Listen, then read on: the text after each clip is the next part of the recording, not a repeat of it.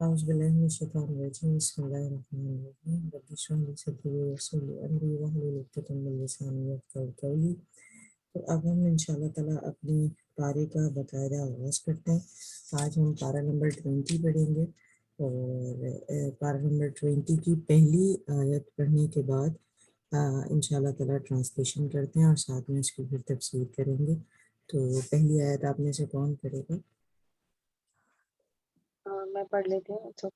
جی okay. اعوذ باللہ من الشیطان الرجیم، بسم اللہ الرحمن الرحیم، امن خلق السماوات والارض وانزل لكم من السماء ماء فأنبتنا به حدائق ذات بهجة ما كان لكم أن تنبتوا شجرها أإله مع الله بل هم قوم يعدلون جی بسم اللہ الرحمن الرحیم۔ وہ جو شروع پہلا کرتی ہوں تھی اللہ نا کے نام غلطی، اب دیکھیں آپ نے اس کو فوراً ٹھیک کر لیا، جو یہ والا زبر تھا یادلون میں، لیکن دیکھیں جب شجر رہا ہے تو اس کا زبر پڑا جائے گا۔ وجہ کیا ہے؟ کیونکہ وہ الف مت تھا، تو اوکے تھا وہ سنگل لیکن الف مت تھا، تو آپ نے اسے پڑھ لیا کیونکہ وہ کھینچا جائے گا نا، اس لیے۔ لیکن یادلون جو ہے وہ آپ نے بالکل ٹھیک پڑھا آج، کہ اس کا زبر نہیں پڑھا جائے گا، یا پھر دو زبر ہوتے ہیں تو ان کو ایک کر دیتے ہیں۔ جی بسم اللہ الرحمن الرحیم۔ بھلا وہ کون ہے جس نے آسمانوں اور زمین کو پیدا کیا اور آسمان سے تمہارے لیے پانی اتارا، پھر اس پانی کے ذریعے ہم نے بارونق باغات اگائے۔ تمہارے بس میں نہ تھا کہ تم ان کے درخت اگا سکتے۔ کیا اللہ کے ساتھ کوئی اور معبود بھی ہے؟ بلکہ وہ لوگ راستے سے ہٹے ہوئے ہیں۔ بھلا وہ کون ہے جس نے زمین کو ٹھہرنے کی جگہ بنایا، اس کے بیچ میں نہریں بنائی، اس کے لیے پہاڑ رکھے اور دو سمندروں کے درمیان آڑ قائم کی؟ کیا اللہ کے ساتھ کوئی اور معبود بھی ہے؟ بلکہ ان میں سے اکثر لوگ جانتے نہیں۔ بھلا وہ یہ کون اب ہے آپ جو بے دیکھیں کس کتنی پیاری بات ہے، جو اس کی پہلی آیت ہے یہاں پر آیا الہ ما آہو، کیا اللہ کے ساتھ جو ہے وہ کوئی ہے، مطلب ساتھی ہے اللہ کا، نعوذ باللہ کوئی دوسرا خدا بھی ہے جو اس کا کام کرتا ہے اس کے ساتھ؟ پھر اللہ تعالیٰ کی قدرت بتائی جا رہی ہے، ایسی قدرت جو ناقابل قیاس ہے کہ آپ اس کا تصور بھی نہیں کر سکتے، اس حد تک بڑی کائنات کا وہ خالق ہے۔ بے قرار کی دعا بھی سنتا ہے، اور بحر و بر میں رہنمائی کرنے والا، تخلیق کا اعادہ کرنے والا، کہ ایک دفعہ بنا کے پھر دوبارہ بنانے والا، رزق دینے والا، کیا اللہ کے سوا کوئی اور معبود ہو سکتا ہے؟ کبھی آپ نے سوچا ہے؟ تو کوئی بھی دلیل ہے تو وہ کہی جا رہی ہے، ان آیات میں کہا جا رہا ہے پھر آپ لے آئیں، کیونکہ دیکھیں یہ جو تخلیق اللہ تعالیٰ کی بار بار بتائی جاتی ہے، کہ دیکھیں آسمان ہے، زمین ہے، اور زمینوں کے ساتھ پھر بتایا گیا کہ آپ دیکھیں اس میں دریا ہیں، پہاڑ ہیں، اور پانی بہنے کا جو عمل ہے وہ رکھا گیا ہے۔ آپ دیکھیں ہر ایک اپنی جو ہے احاطے کے اندر اللہ کے ہے، اور جو اس کی جگہ ہے وہ اسی پر اپنے کام کر رہا ہے، اور جب اللہ تعالیٰ چاہے تو وہ چیزیں جو اپنی جگہ ٹھہری ہوئی ہیں، جیسے پانی کا سمندر میں ٹھہرنا ہے، اللہ کی ایک اذن سے آپ سوچیں کہ اس کے لیے کتنا آسان ہے کہ پوری دنیا میں چھا جائے اور اس کو ختم کر دیں، لیکن ساری چیزیں وہ خالق ہی ہے جو چلانے والا ہے۔ اور جیسے ہم نے ایک دفعہ اور مثال دی تھی کہ آپ دیکھیں کہ اگر دو ڈرائیور ایک کار میں بیٹھے ہیں، ایک تو اسٹیئرنگ پر ہوتا ہے جو چلا رہا ہوتا ہے، دوسرا جو اس کو ایڈوائز کر رہا ہوتا ہے، دیکھو رائٹ لے لو، لیفٹ لے لو، ہم آ رہا ہے آگے، کیمرہ آ رہا ہے، یہ ساری چیزیں، تھوڑی دیر بعد وہ اریٹیٹ ہو جاتا ہے چلانے والا، اور وہ کہتا ہے بس اس سے بہتر ہے پھر آپ ہی آ کے بیٹھ جاؤ اور آپ چلا دو نا۔ تو اسی طریقے سے آپ دیکھیں اگر دنیا کے نظام میں یہ بھی اس بات کی گواہی ہے کہ ایک ہی رب یہ دنیا کا نظام چلا رہا ہے۔ آپ دیکھیں ہم انسان ہیں، ہمارے ساتھ کبھی کیا ہوتا ہے کہ طبیعت ٹھیک ہے، کبھی نہیں ہے، اور دوسرے ہمارے ساتھ جو بچے اور شوہر اور دوسری ہماری جو رشتے ہمارے ساتھ لگے ہیں ان کی وجہ سے ہم چیزیں اوپر نیچے ہو جاتی ہیں، اور ہم ریزنز ایک کوئی بنے پلان کو ہم چینج کر دیتے ہیں۔ تو یہ اللہ تعالیٰ کا واحد لا شریک ہونے کا ثبوت ہے کہ نہ وہ اولاد رکھتا ہے، نہ وہ کسی کی اولاد ہے، کیونکہ وہ کسی کے ماتحت نہیں ہے، اور نہ کوئی اس کے اس طریقے سے اس کی اولاد ہے۔ کیونکہ آپ دیکھیں بچے کیا کرتے ہیں، آپ کا موڈ ہوتا ہے کسی دن کہ آپ باہر گئے ہیں KFC کھانے کا، اور بچے کہہ رہے ہیں نہیں ہم نے پیزا کھانا ہے، تو اگر اس طرح کا کوئی اور خدا ہوتا یا اس طرح کا معاملہ ہوتا تو آپ دیکھیں کسی دن ایسا ہو سکتا تھا نا، رات ہے تو بس رات ہی رہے، ایک خدا کہتا ہے نہیں آج رات ہے تو بس 2 دن تک رات ہی رکھنی ہے، پھر اس کے بعد دیکھیں گے صبح کرنی ہے کرنی۔ تو پوری نظام ہستی کا اپنے مقررہ وقت پہ تبدیل ہونا اور اس کا ایک گردش میں چلتے جانا، اس بات کی دلیل ہے کہ اللہ واحد و لا شریک ہے، اس کا کوئی شریک نہیں۔ جی کیا اللہ کے ساتھ کوئی اور معبود بھی ہے بلکہ ان میں سے اکثر لوگ جانتے نہیں؟ بھلا وہ کون ہے جو بے کس کی فریاد کو پہنچتا ہے جب وہ اسے پکارے اور اس کی تکلیف کو دور کرتا ہے اور تمہیں زمین میں جانشین بناتا ہے؟ کیا اللہ کے ساتھ کوئی اور معبود بھی ہے؟ بہت کم تر غور کرتے ہو۔ بھلا وہ کون ہے جو خشکی اور سمندر کے اندھیروں میں تمہاری رہنمائی کرتا ہے، اور کون ہے جو اپنی رحمت سے پہلے خوشخبری دینے والی ہوائیں چلاتا ہے؟ کیا اللہ کے ساتھ کوئی اور معبود بھی ہے؟ اللہ ان چیزوں سے برتر ہے جو یہ اللہ کے ساتھ شریک کرتے ہیں۔ بھلا وہ کون ہے جو مخلوق کو پہلی مرتبہ پیدا کرتا ہے پھر اسے دوبارہ پیدا کرے گا؟ اور کون ہے جو تمہیں آسمان اور زمین سے رزق فراہم کرتا ہے؟ کیا اللہ کے ساتھ کوئی اور معبود بھی ہے؟ آپ فرما دیجئے کہ تم اپنی دلیل لے کر آؤ اگر تم سچے ہو۔ اے نبی صلی اللہ علیہ وآلہ وسلم، آپ فرما دیجئے کہ اللہ کے علاوہ آسمانوں اور زمین کی پوشیدہ چیزوں کو کوئی نہیں جانتا، اور وہ اس بات کا بھی شعور نہیں رکھتے کہ وہ کب دوبارہ زندہ کیے جائیں گے، بلکہ آخرت کے حوالے سے ان کا علم تھک چکا ہے، بلکہ وہ اس کے حوالے سے شک میں مبتلا ہیں، بلکہ وہ اس سے اندھے ہو گئے ہیں۔ اور کافر لوگ کہتے ہیں کہ کیا جب ہم اور ہمارے آباء و اجداد مٹی ہو جائیں گے تو ہمیں نکالا جائے گا؟ یقیناً یہ وعدہ ہم سے اور اس سے پہلے ہمارے آباء و اجداد سے بھی ہو چکا ہے، یہ تو پہلے لوگوں کی کہانیاں ہیں۔ آپ فرما دیجئے کہ تم زمین میں چلو پھرو اور دیکھو کہ مجرموں کا انجام کیا ہوا، اور آپ ان پر غم نہ کھائیں اور ان کی تدبیروں کی وجہ سے تنگ نہ ہو۔ اور لوگ کہتے ہیں کہ یہ وعدہ کب پورا ہوگا اگر تم سچے ہو۔ اے نبی صلی اللہ علیہ وآلہ وسلم، آپ فرما دیجئے کہ ممکن ہے جس چیز کی تم جلدی کر رہے ہو اس کا کچھ حصہ تمہارے قریب پہنچ چکا ہو، اور بے شک آپ کا رب لوگوں پر بڑے فضل والا ہے، لیکن ان میں سے اکثر لوگ شکر نہیں کرتے۔ اور بے شک آپ کا رب جانتا ہے جو ان کے سینوں میں چھپا ہوا ہے اور جو وہ ظاہر کرتے ہیں۔ اور آسمان اور زمین میں کوئی چیز ایسی نہیں ہے جو غائب ہو مگر وہ کتاب میں مبین میں موجود ہے۔ بے شک یہ قرآن بنی اسرائیل کے سامنے بہت سی ایسی چیزیں بیان کرتا ہے جس میں وہ اختلاف کرتے ہیں، اور بے شک وہ اہل ایمان کے لیے سراپا ہدایت و رحمت ہے۔ بے شک آپ کا رب ان کے درمیان حاکمانہ فیصلہ کرے گا اور وہی غالب خوب جاننے والا ہے۔ سو آپ اللہ پر بھروسہ رکھیں کیونکہ آپ کھلے حق پر قائم ہیں۔ بے شک آپ مردوں کو نہیں سنا سکتے اور آپ بہروں کو بھی پکار نہیں سکتے، سو آپ بہروں کو بھی پکار نہیں سنا سکتے جب وہ پیٹ پھیر کر چلے جائیں، اور آپ اندھوں کو ان کی گمراہی سے نکال کر راستہ نہیں دکھا سکتے۔ آپ تو صرف انہی کو سنا سکتے ہیں جو ہماری آیتوں پر ایمان لاتے ہیں، تو وہ مسلمان ہیں، اور جب ان کے متعلق یہاں دیکھیں فیصلہ یہ جو ہو چکے۔ آیت نمبر 77 ہے بہت ہی پیاری آیت ہے۔ اِنَّهُ لَهُدًى وَرَحْمَةٌ لِّلْمُؤْمِنِينَ کہ قرآن کے بارے میں کہا جا رہا ہے کہ ہدایت تو ہے کہ اگر آپ مس گائیڈ ہو گئے ہیں، راستہ بھول گئے ہیں، آپ کا جی پی ایس بھی جو ہے کہ کہتے ہیں کام نہیں کر رہا، تو اگر آپ چاہتے ہیں سیدھے راستے پر جائیں، مطلب جنت کے راستے کے لیے جی پی ایس کام نہیں کر رہا، تو سب سے بہتر جو ہدایت دینے والی کتاب ہے جو آپ کو گائیڈ کر سکتی ہے وہ قرآن ہے۔ رحمت کیسے آپ دیکھیں، میں بھی پچھلے دنوں ایک جگہ پڑھ رہی تھی کہ خاتون نے لکھا ہوا تھا کہ کوئی ایسی مجھے جگہ یا ایسی ویب سائٹ یا ایسے کورسز بتائیں کہ مجھے پتہ چلے میں مسلمان ہوں، مجھے پوچھتے ہوئے شرم تو آ رہی ہے لیکن مجھے بہت ساری دینی معلومات نہیں ہیں۔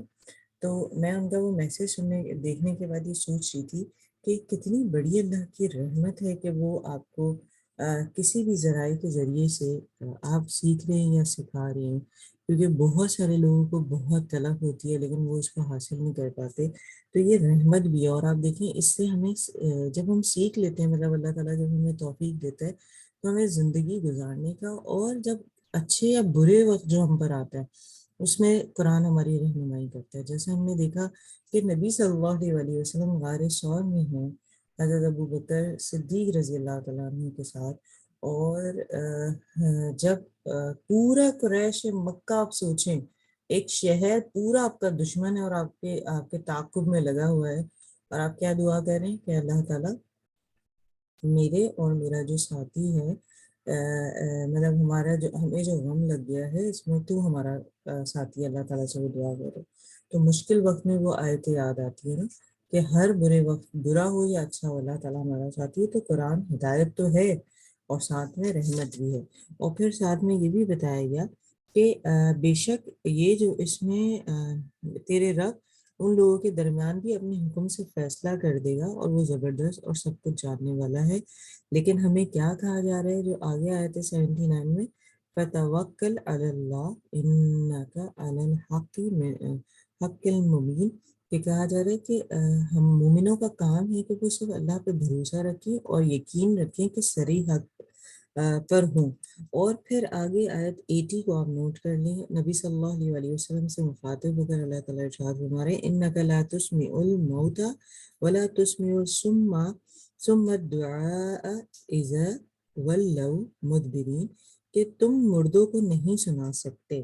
یہاں آپ دیکھیں کہ جن کے ضمیر مر چکے ہیں، جو اپنی ضد اور ہٹ دھرمی میں یا رسم پرستی میں حق اور باطل کے فرق کو سمجھنے کی کوئی صلاحیت ہی باقی نہیں چھوڑی انہوں نے، کہ اس کے بعد آپ جتنی کوشش کر لیں، وہ چاہے الائف ہے، ان کی مثال ایسی ہے جو ان چیزوں میں اڑ گئے ہیں کہ وہ مردہ ہے۔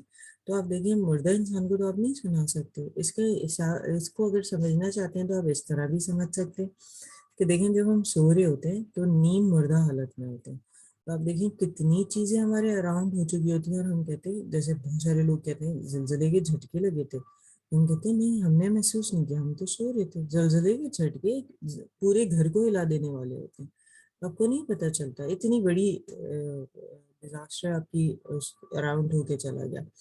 تو قرآن اتنی بڑی کتاب، اس میں اس کے اللہ تعالیٰ جس نے اسے بھیجا ہے، جو سب کا خالق ہے، اور نبی صلی اللہ علیہ وسلم کے ذریعے بھیجا، وہ مان کی نہیں دے رہے، تو ان کی مثال ایک تو مردہ کی ہے۔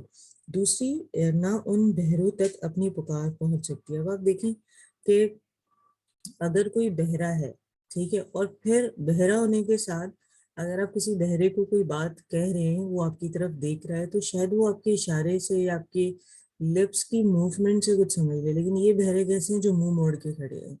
تو اب تو آپ جتنا بھی ان کو پکاریں، جتنا بھی ان کو دعوت دیں، یہ سننے والے ہی نہیں ہے، کیونکہ ان کی پہچان تو یہ کہ وہ پیٹھ موڑ کے کھڑے ہوئے ہیں، جو پیٹھ پھیر کر بھاگ جاتے ہیں۔ تو اب ان کی پیٹھ آپ کی طرف ہے تو وہ نہ آپ کے اشارے کو سمجھ سکتے ہیں، نہ آپ کی لپس کی موومنٹ کو سمجھ سکتے ہیں، کہ ہونٹوں کی حرکت سے پہچان لیں گے آپ کیا کہہ رہے ہیں، تو ان کو پھر آپ سنا نہیں سکتے۔ اور ساتھ میں کیا کہا گیا کہ جو ہماری آیت پر ایمان لاتے ہیں اور پھر فرما بردار بن جاتے ہیں۔ اب آپ دیکھیں تو تم اپنی بات انہی کو سنا سکتے ہو جو ہماری آیت پر ایمان لاتے ہیں اور پھر فرمانبردار بن جاتے ہیں۔ مطلب جو ایسے لوگ ہیں وہ تو اندھوں کی طرح راستے میں بھٹکے ہوئے ہیں۔ اب کیا ہے، ایک آگے والی جو آیت ہے وَمَا أَنْتَ بِهَادِ الْأُمِّ عَنْ ضَلَالَتِهِمْ، کہ ان کی مثال دی گئی ہے کہ وہ اندھے ہیں اور وہ راستے سے بھٹکے ہوئے ہیں۔ ایک تو ان کی بینائی نہیں ہے، اور جس راستے پہ جانا ہے وہ اس پہ جا بھی نہیں رہے، وہ غلط راستے پہ جا رہے ہیں۔ تو اب ان کو کوئی نہیں سنا سکتا، صرف سنا آپ کس کو سکتے ہیں، وہ بتا رہے ہیں اللہ تعالیٰ جو نیک ہیں، اللہ پر اور آپ پر اور کتاب قرآن پر ایمان لے آئے ہیں، تو ایسے لوگوں کو اللہ تعالیٰ بتا رہے ہیں کہ یہ فرما بردار ہیں۔ جی اور جب ان کے متعلق فیصلہ ہو چکے گا تو ہم ان کے لیے زمین سے ایک جانور نکالیں گے جو ان سے بات کرے گا، کیونکہ لوگ ہماری آیتوں پر یقین نہیں رکھتے تھے۔ اور جس دن ہر امت میں سے ایک جماعت کو ہم جمع کریں گے جو ہماری آیتوں کی تکذیب کیا کرتے تھے، پھر ان کی درجہ بندی کی جائے گی، یہاں تک کہ جب وہ آئیں گے تو اللہ فرمائے گا کیا تم نے میری آیتوں کی تکذیب کی حالانکہ تمہارے علم نے اس کا احاطہ نہ کیا تھا، یا تم کون سے کام کرتے تھے؟ اور ان کے متعلق فیصلہ ہو چکا ہے اس وجہ سے کہ انہوں نے ظلم کیا، سو اب وہ بول نہ سکیں گے۔ کیا انہوں نے دیکھا نہیں کہ ہم نے رات کو اس لیے بنایا کہ اس میں آرام کریں، اور دن کو دیکھنے کا ذریعہ بنایا؟ بے شک اس میں ان لوگوں کے لیے نشانیاں ہیں جو ایمان لاتے ہیں۔ اور جس دن سور پھونکا جائے گا تو وہ آسمان میں ہے اور جو زمین میں ہے سب گھبرا جائیں گے، سوائے اس کے جسے اللہ چاہے، اور سب ہی اس کے پاس عاجز ہو کر آئیں گے، اور آپ پہاڑوں کو دیکھ کر یہ سمجھیں گے کہ وہ جمے ہوئے ہیں، حالانکہ وہ بادلوں کی طرح چل رہے ہوں گے۔ یہ اللہ کی کاریگری ہے جس نے ہر چیز کو مضبوط کر رکھا ہے، بے شک وہ ان کاموں سے خوب باخبر ہے جو تم کرتے ہو۔ جو کوئی نیکی لے کر آئے گا تو اسے اس سے بہتر بدلہ ملے گا، اور جو لوگ اس دن کی گھبراہٹ سے محفوظ ہوں گے، اور جو کوئی برائی لے کر آئے گا تو ان کے چہروں کو جہنم میں اوندھا کر دیا جائے گا، تمہیں انہی اعمال کا بدلہ دیا جائے گا جو تم کرتے تھے۔ جی، مجھے تو یہی حکم یہاں دیا۔ دیکھیں ابھی ایک پیچھے آیت گزری ہے جس میں آیا ہے وَإِذَا وَقَعَ الْقَوْلَ عَلَيْهِمْ أَخْرَجْنَا لَهُمْ دَابَّةً مِّنَ الْأَرْضِ تُكَلِّمُهُمْ أَنَّ النَّاسَ كَانُوا بِآيَاتِنَا لَا يُؤْقِنُونَ۔ آیت نمبر جو ہے یہ ہے 82۔ اس میں بات کی جا رہی ہے، کس کی بات کی جا رہی ہے؟ دابۃ الارض کی، ایک ایسا جانور جو زمین سے نکلے گا۔ اور حضرت ابن عمر رضی اللہ تعالیٰ عنہ سے بھی مروی ہے کہ انہوں نے بتایا کہ زمین میں کوئی نیکی کا کام مطلب حکم دینے والا اور بدی سے روکنے والا جب باقی نہیں رہے گا، تو ایک حدیث میں ابو سعید خدری رضی اللہ تعالیٰ عنہ سے منقول ہے، انہوں نے ارشاد فرمایا ہے کہ اور انہوں نے حضور صلی اللہ علیہ وسلم سے بات سنی تھی کہ اس سے معلوم ہوتا ہے کہ جب انسان عمل بالمعروف و نہی عن المنکر چھوڑ دیں گے تو قیامت قائم ہونے سے پہلے اللہ تعالیٰ ایک جانور کے ذریعے آخری مرتبہ حجت فرمائے گا۔ یہ بات واضح نہیں ہے کہ یہ ایک ہی جانور ہوگا یا ایک خاص قسم کی جنس سے حیوانی ہوگی جس کے بہت سے افراد ہوئے ہوئے زمین پر پھیل جائیں گے۔ یہ جو لفظ دابۃ الارض کی اگر آپ دیکھیں تو کہا جائے گا تب نکلے گا، حضور صلی اللہ علیہ وسلم کی حدیث ہے، جب آفتاب مغرب سے طلوع ہوگا اور ایک روز دن دہاڑے یہ جانور نکل آئے گا۔ رہا کسی جانور کا انسانوں سے انسانی زبان میں بات کرنا تو یہ اللہ کی قدرت کا ایک کرشمہ ہوگا کہ وہ بات کرے۔ یہاں پر کہا جائے گا حضور صلی اللہ علیہ وسلم کی ایک اور حدیث ہے کہ لوگ اس سے خرید و فروخت تک کریں گے، اور کہا جاتا ہے کہ اس کا جو ماتھا ہے اس کے اوپر نام لکھا ہوگا باقاعدہ، اور جب آپ اس سے کوئی بھی شخص اس سے کوئی سامان خریدے گا اور وہ جا کے اپنے ساتھی کو بتائے گا، وہ کہے گا تم نے کس سے یہ چیز خریدی ہے، کوئی بھی ایکس وائی زیڈ کوئی بھی چیز، وہ فلاں فلاں شخص تھا، اس کے ماتھے پہ یہ لکھا ہوا تھا، مطلب اتنا واضح ہوگا۔ تو اور یہ کب واضح ہوگا؟ دابۃ الارض جو جانور ہے جب لوگ عمل بالمعروف اور نہی عن المنکر کا کام چھوڑ دیں گے، اور ہم قیامت کی نشانیوں میں سے بہت سی نشانیاں ابھی دیکھ بھی رہے ہیں۔ یسٹرڈے ہم نے پاکستان میں بھی دیکھا کہ میجورٹی چاہے برائی پر ہے، لیکن آپ دیکھیں قیامت کی ایک نشانی ہے کہ ہر چیز ایک طرف ہے اور حق جو ہے وہ ایک طرف کھڑا ہوتا ہے۔ لیکن ہمیشہ یاد رکھیں ساری چیزیں اپنی جگہ ہوتی ہیں، لیکن ایک وقت ہوتا ہے کہ اللہ تعالیٰ باطل کو پورے طریقے سے مٹا دیتا ہے اور حق کو غالب کر دیتا ہے۔ تو ہمیشہ اللہ تعالیٰ سے دعا کرنی چاہیے، اور بالخصوص یہ وقت ہے، آج جمعہ ہے، ہم سب اپنے ملک کے لیے ضرور دعا کریں۔ جی آگے پڑھیے۔ مجھے تو یہی حکم دیا گیا ہے کہ اس شہر کے رب کی عبادت کروں جس نے اسے حرمت والا بنایا ہے اور ہر چیز اسی کی ملکیت ہے، اور مجھے یہ حکم دیا گیا ہے کہ میں فرمانبرداروں میں رہوں، اور یہ کہ میں قرآن کی تلاوت کرتا رہوں۔ پھر جو کوئی ہدایت یافتہ ہوگا تو وہ اپنے فائدے کے لیے ہدایت حاصل کرے گا، اور جو گمراہ ہوگا تو آپ فرما دیجئے کہ میں تو صرف ڈرانے والوں میں سے ہوں، اور آپ فرما دیجئے کہ تمام تعریفیں اللہ کے لیے ہیں، عنقریب وہ تمہیں اپنی نشانیاں دکھائے گا جنہیں تم پہچانو گے، اور آپ کا رب ان کاموں سے بے خبر نہیں جو تم کرتے ہو۔ جی جس شہر کی بات کی ہے آگے حاضر البلد، یہ ہے اگر آپ دیکھیں کہ مکہ کی بات کی جا رہی ہے، بیت اللہ میں جہاں موجود ہے، اور بتایا جا رہا ہے کہ قرآن پڑھنے کی وجہ کیا ہے کہ رب کی بندگی کرو جس نے اسے مطلب اگر آپ دیکھیں بنایا ہے اور ہر چیز کا مالک ہے۔ مجھے حکم دیا گیا ہے کہ مسلم بن کر رہوں اور یہ قرآن پڑھ کر سناؤں۔ تو آپ دیکھیں یہاں پر پتہ چل رہا ہے کہ نبی صلی اللہ علیہ وسلم کو یہ حکم دیا گیا تھا، اور یہ حکم ہم سب پر بھی نافذ ہے کہ ہم خود بھی پڑھیں اور دوسروں کو بھی پڑھائیں، اور پڑھ کے سنانے کا جو ایک چیز ہے اس سے کیا ہوتا ہے آپ کی اپنی کریکشن بھی ہوتی ہے اور آپ کو زیادہ سمجھ آتا ہے۔ فار ایگزامپل ابھی آپ دیکھیں کہ ہم یہاں پر ایسے ہی کرتے ہیں نا کہ ایک ورڈ جو ہے وہ وضاحت سے پڑھ رہا ہوتا ہے، سارے سن رہے ہوتے ہیں، تو یہی بات اس قرآن میں کہی جا رہی ہے۔ جی سورہ قصاص۔ بسم اللہ الرحمن الرحیم۔ توسین میم، یہ کتاب مبین کی آیتیں ہیں۔ ہم آپ کے سامنے موسیٰ علیہ السلام اور فرعون کی حقیقی حالات میں سے کچھ تلاوت کرتے ہیں ان لوگوں کے لیے جو ایمان لاتے ہیں۔ بے شک فرعون نے زمین میں غرور کیا اور وہاں کے رہنے والوں کو مختلف گروہوں میں تقسیم کر دیا، جن میں سے ایک گروہ کو اس نے دبا رکھا تھا اور ان کے بیٹوں کو ذبح کرتا اور عورتوں کو زندہ رکھتا تھا۔ بے شک وہ فساد پھیلانے والوں میں سے تھا، اور ہم چاہتے تھے کہ ان لوگوں پر احسان کریں جنہیں ملک میں دبایا گیا، اور یہ کہ ہم انہیں اب اگر پیشوا آپ بنائیں۔ دیکھیں تو یہ جو سورہ ہے اس کی آیت 88 ہے، مکی سورہ ہے، 9 رکوعات ہیں، اور اس کے اندر جو ہے آج آپ پڑھیں گے جیسے ہم حضرت موسیٰ علیہ السلام کے قصے کو بار بار پڑھ رہے ہیں کہ کیسے وہ ان کو ان کی والدہ، ابھی ہم ایک دفعہ اس کو ریکال کر لیتے ہیں کیونکہ آج ایک نیا چیپٹر کھلے گا ان کی لائف کا انشاءاللہ۔ وہ یہ ہے کہ جس طرح ہم نے دیکھا کہ فرعون کیا کرتا تھا کہ اس کو ایک نجومی نے یہ بتایا تھا ایک بچہ پیدا ہوگا جو تمہاری سلطنت کو ختم کر دے گا۔ جب اسے یہ بات کہی گئی تو اس نے کہا ٹھیک ہے، اب یہ بنی اسرائیل میں بچہ پیدا ہوگا تو یہ کہ ان کے بچے پیدا ہوتے ہی ان کو قتل کر دیا جائے۔ انہوں نے شروع کر دیا قتل کرنا۔ جب قتل کرنا شروع کیا تو اب کیا ہوا کہ جب کچھ سال گزر گئے تو انہیں احساس ہوا ہم جس کثرت سے ان کے بچوں کو قتل کر رہے ہیں پیدا ہوتے ہی لڑکوں کو، تو اب ہمارے پاس جو غلام ہیں وہ بنی اسرائیل سے تھے تو ان میں ہمیں پریشانی ہو جائے گی، مطلب ہمارے پاس غلام کم ہو جائیں گے۔ تو انہوں نے پھر یہ ڈیسائیڈ کیا جو کہ ایک بیوقوفانہ سوچ اور مشورہ تھا کہ 1 سال بچوں کو زندہ رکھا جائے اور اگلے سال ان کو قتل کر دیا جائے۔ تو 1 سال جب زندہ رکھا گیا تو حضرت موسیٰ علیہ السلام کے جو بھائی تھے وہ ہارون تھے، وہ زندہ رہے۔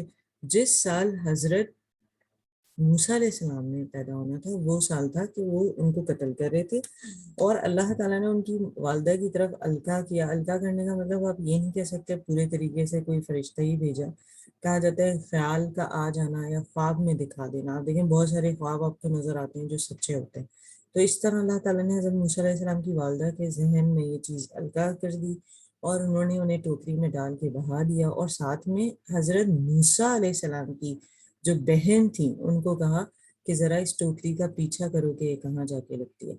اللہ تعالیٰ نے کہاں لگائی جا کے، جو ان کے دشمن تھے جو قتل کر رہے تھے انہی کے محل میں، کہ وہ جا کر فرعون کے محل کے کنارے لگ گئی، اور ان کی جو وائف تھی حضرت آسیہ، انہوں نے حضرت موسیٰ علیہ السلام کو لے لیا۔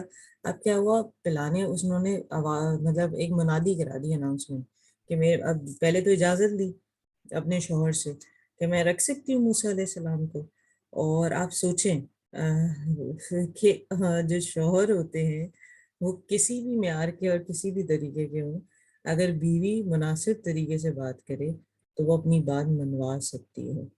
اور انہوں نے آپ دیکھیں کہ تھا تو وہ بنی اسرائیل کی ہی اولاد میں سے، نسل سے، لیکن انہوں نے ایک تو پہلی بات یہاں پر نظر آتی ہے کہ انہوں نے فرعون کو منا لیا کہ اس کو ہم ایک بیٹی کی طرح رکھیں۔ اب اگلا مرحلہ تھا کہ بالکل نومولود بچہ ہے، نیو بورن بیبی ہے، تو اب مدر فیڈ کے لیے کیا کیا جائے، کیونکہ جو بچے مدر فیڈ کرتے ہیں وہ تھوڑے جاندار ہوتے ہیں اور ان میں امیونٹی سسٹم عام بچوں سے زیادہ ہوتی ہے جو باٹل فیڈ پر ہوتے ہیں۔ اینی وے اب کیا ہوا، جب انہوں نے منادی کرائی کچھ خواتین آئی لیکن انہوں نے دودھ نہیں پیا حضرت موسیٰ علیہ السلام نے۔ پھر ان کی بہن جو کہ اس ٹوکری کا پیچھا کر رہی تھی، انہوں نے کہا میں ایک لیڈی کو جانتی ہوں جو انہیں دودھ پلا سکتی ہے، اور وہ پھر اپنی والدہ کو لے کر آتی ہیں۔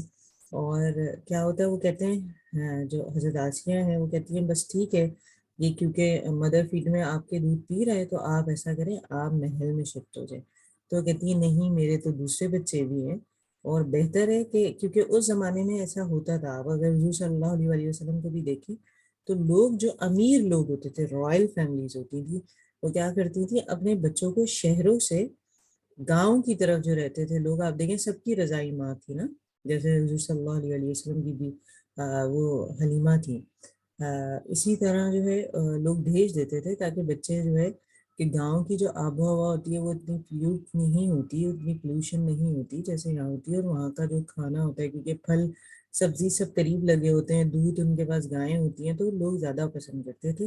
تو وہ کہتی ہیں کہ نا میں محل میں نہیں آ سکتی کیونکہ میرے اور بھی بچے اور گھر اور ساری چیزیں، آپ یہ کر سکتے ہیں کہ آپ انہیں مجھے دے دیں، میں انہیں دودھ پلایا کروں گی اور بڑے ہو جائیں گے تو لوٹا دوں گی۔ اگر دیکھا جائے تو اللہ تعالیٰ نے ان کو حضرت موسیٰ علیہ السلام کو لوٹا دیا۔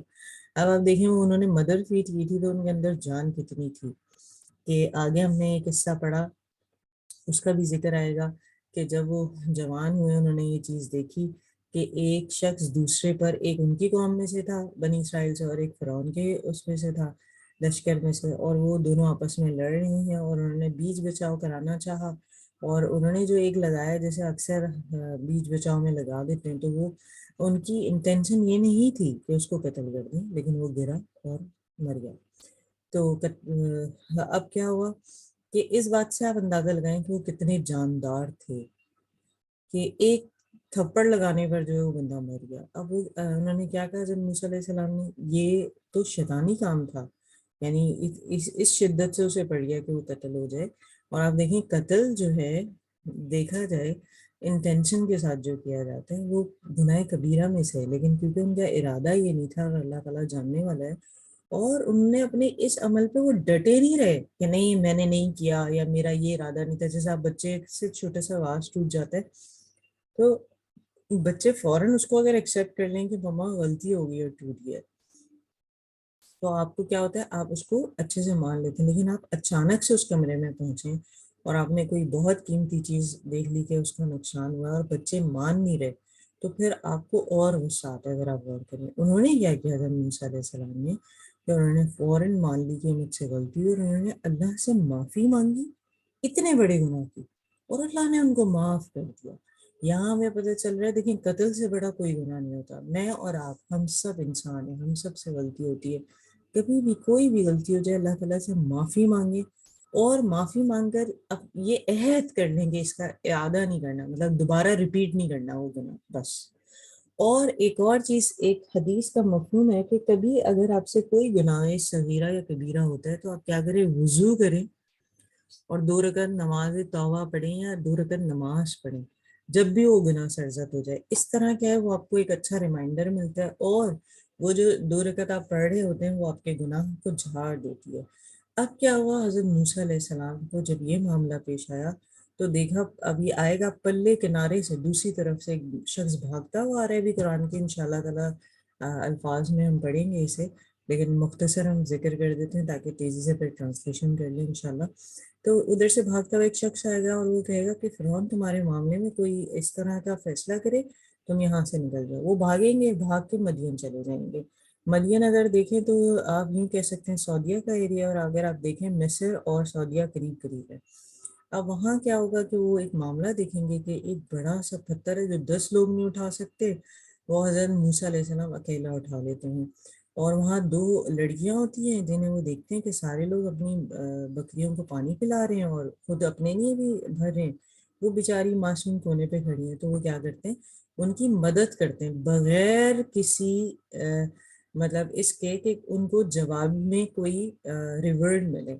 وہ جاتے ہیں اور ان سب کو وہ کرتے ہیں اور ان لڑکیوں کو آگے کر کے ان کی بکریوں کو پانی پی لیتی ہیں، اور وہ جب واپس آتی ہیں وہ یہ دیکھتی ہیں کہ حضرت موسیٰ علیہ السلام ایک پتھر انہوں نے اتنا بھاری تھا جو کہ 10 لوگ نہیں اٹھا سکتے تھے، وہ اکیلے اٹھا کے ایک جگہ سے دوسری جگہ رکھتے تھے۔ ان کو پتہ لگ جاتا ہے طاقتور بھی ہے۔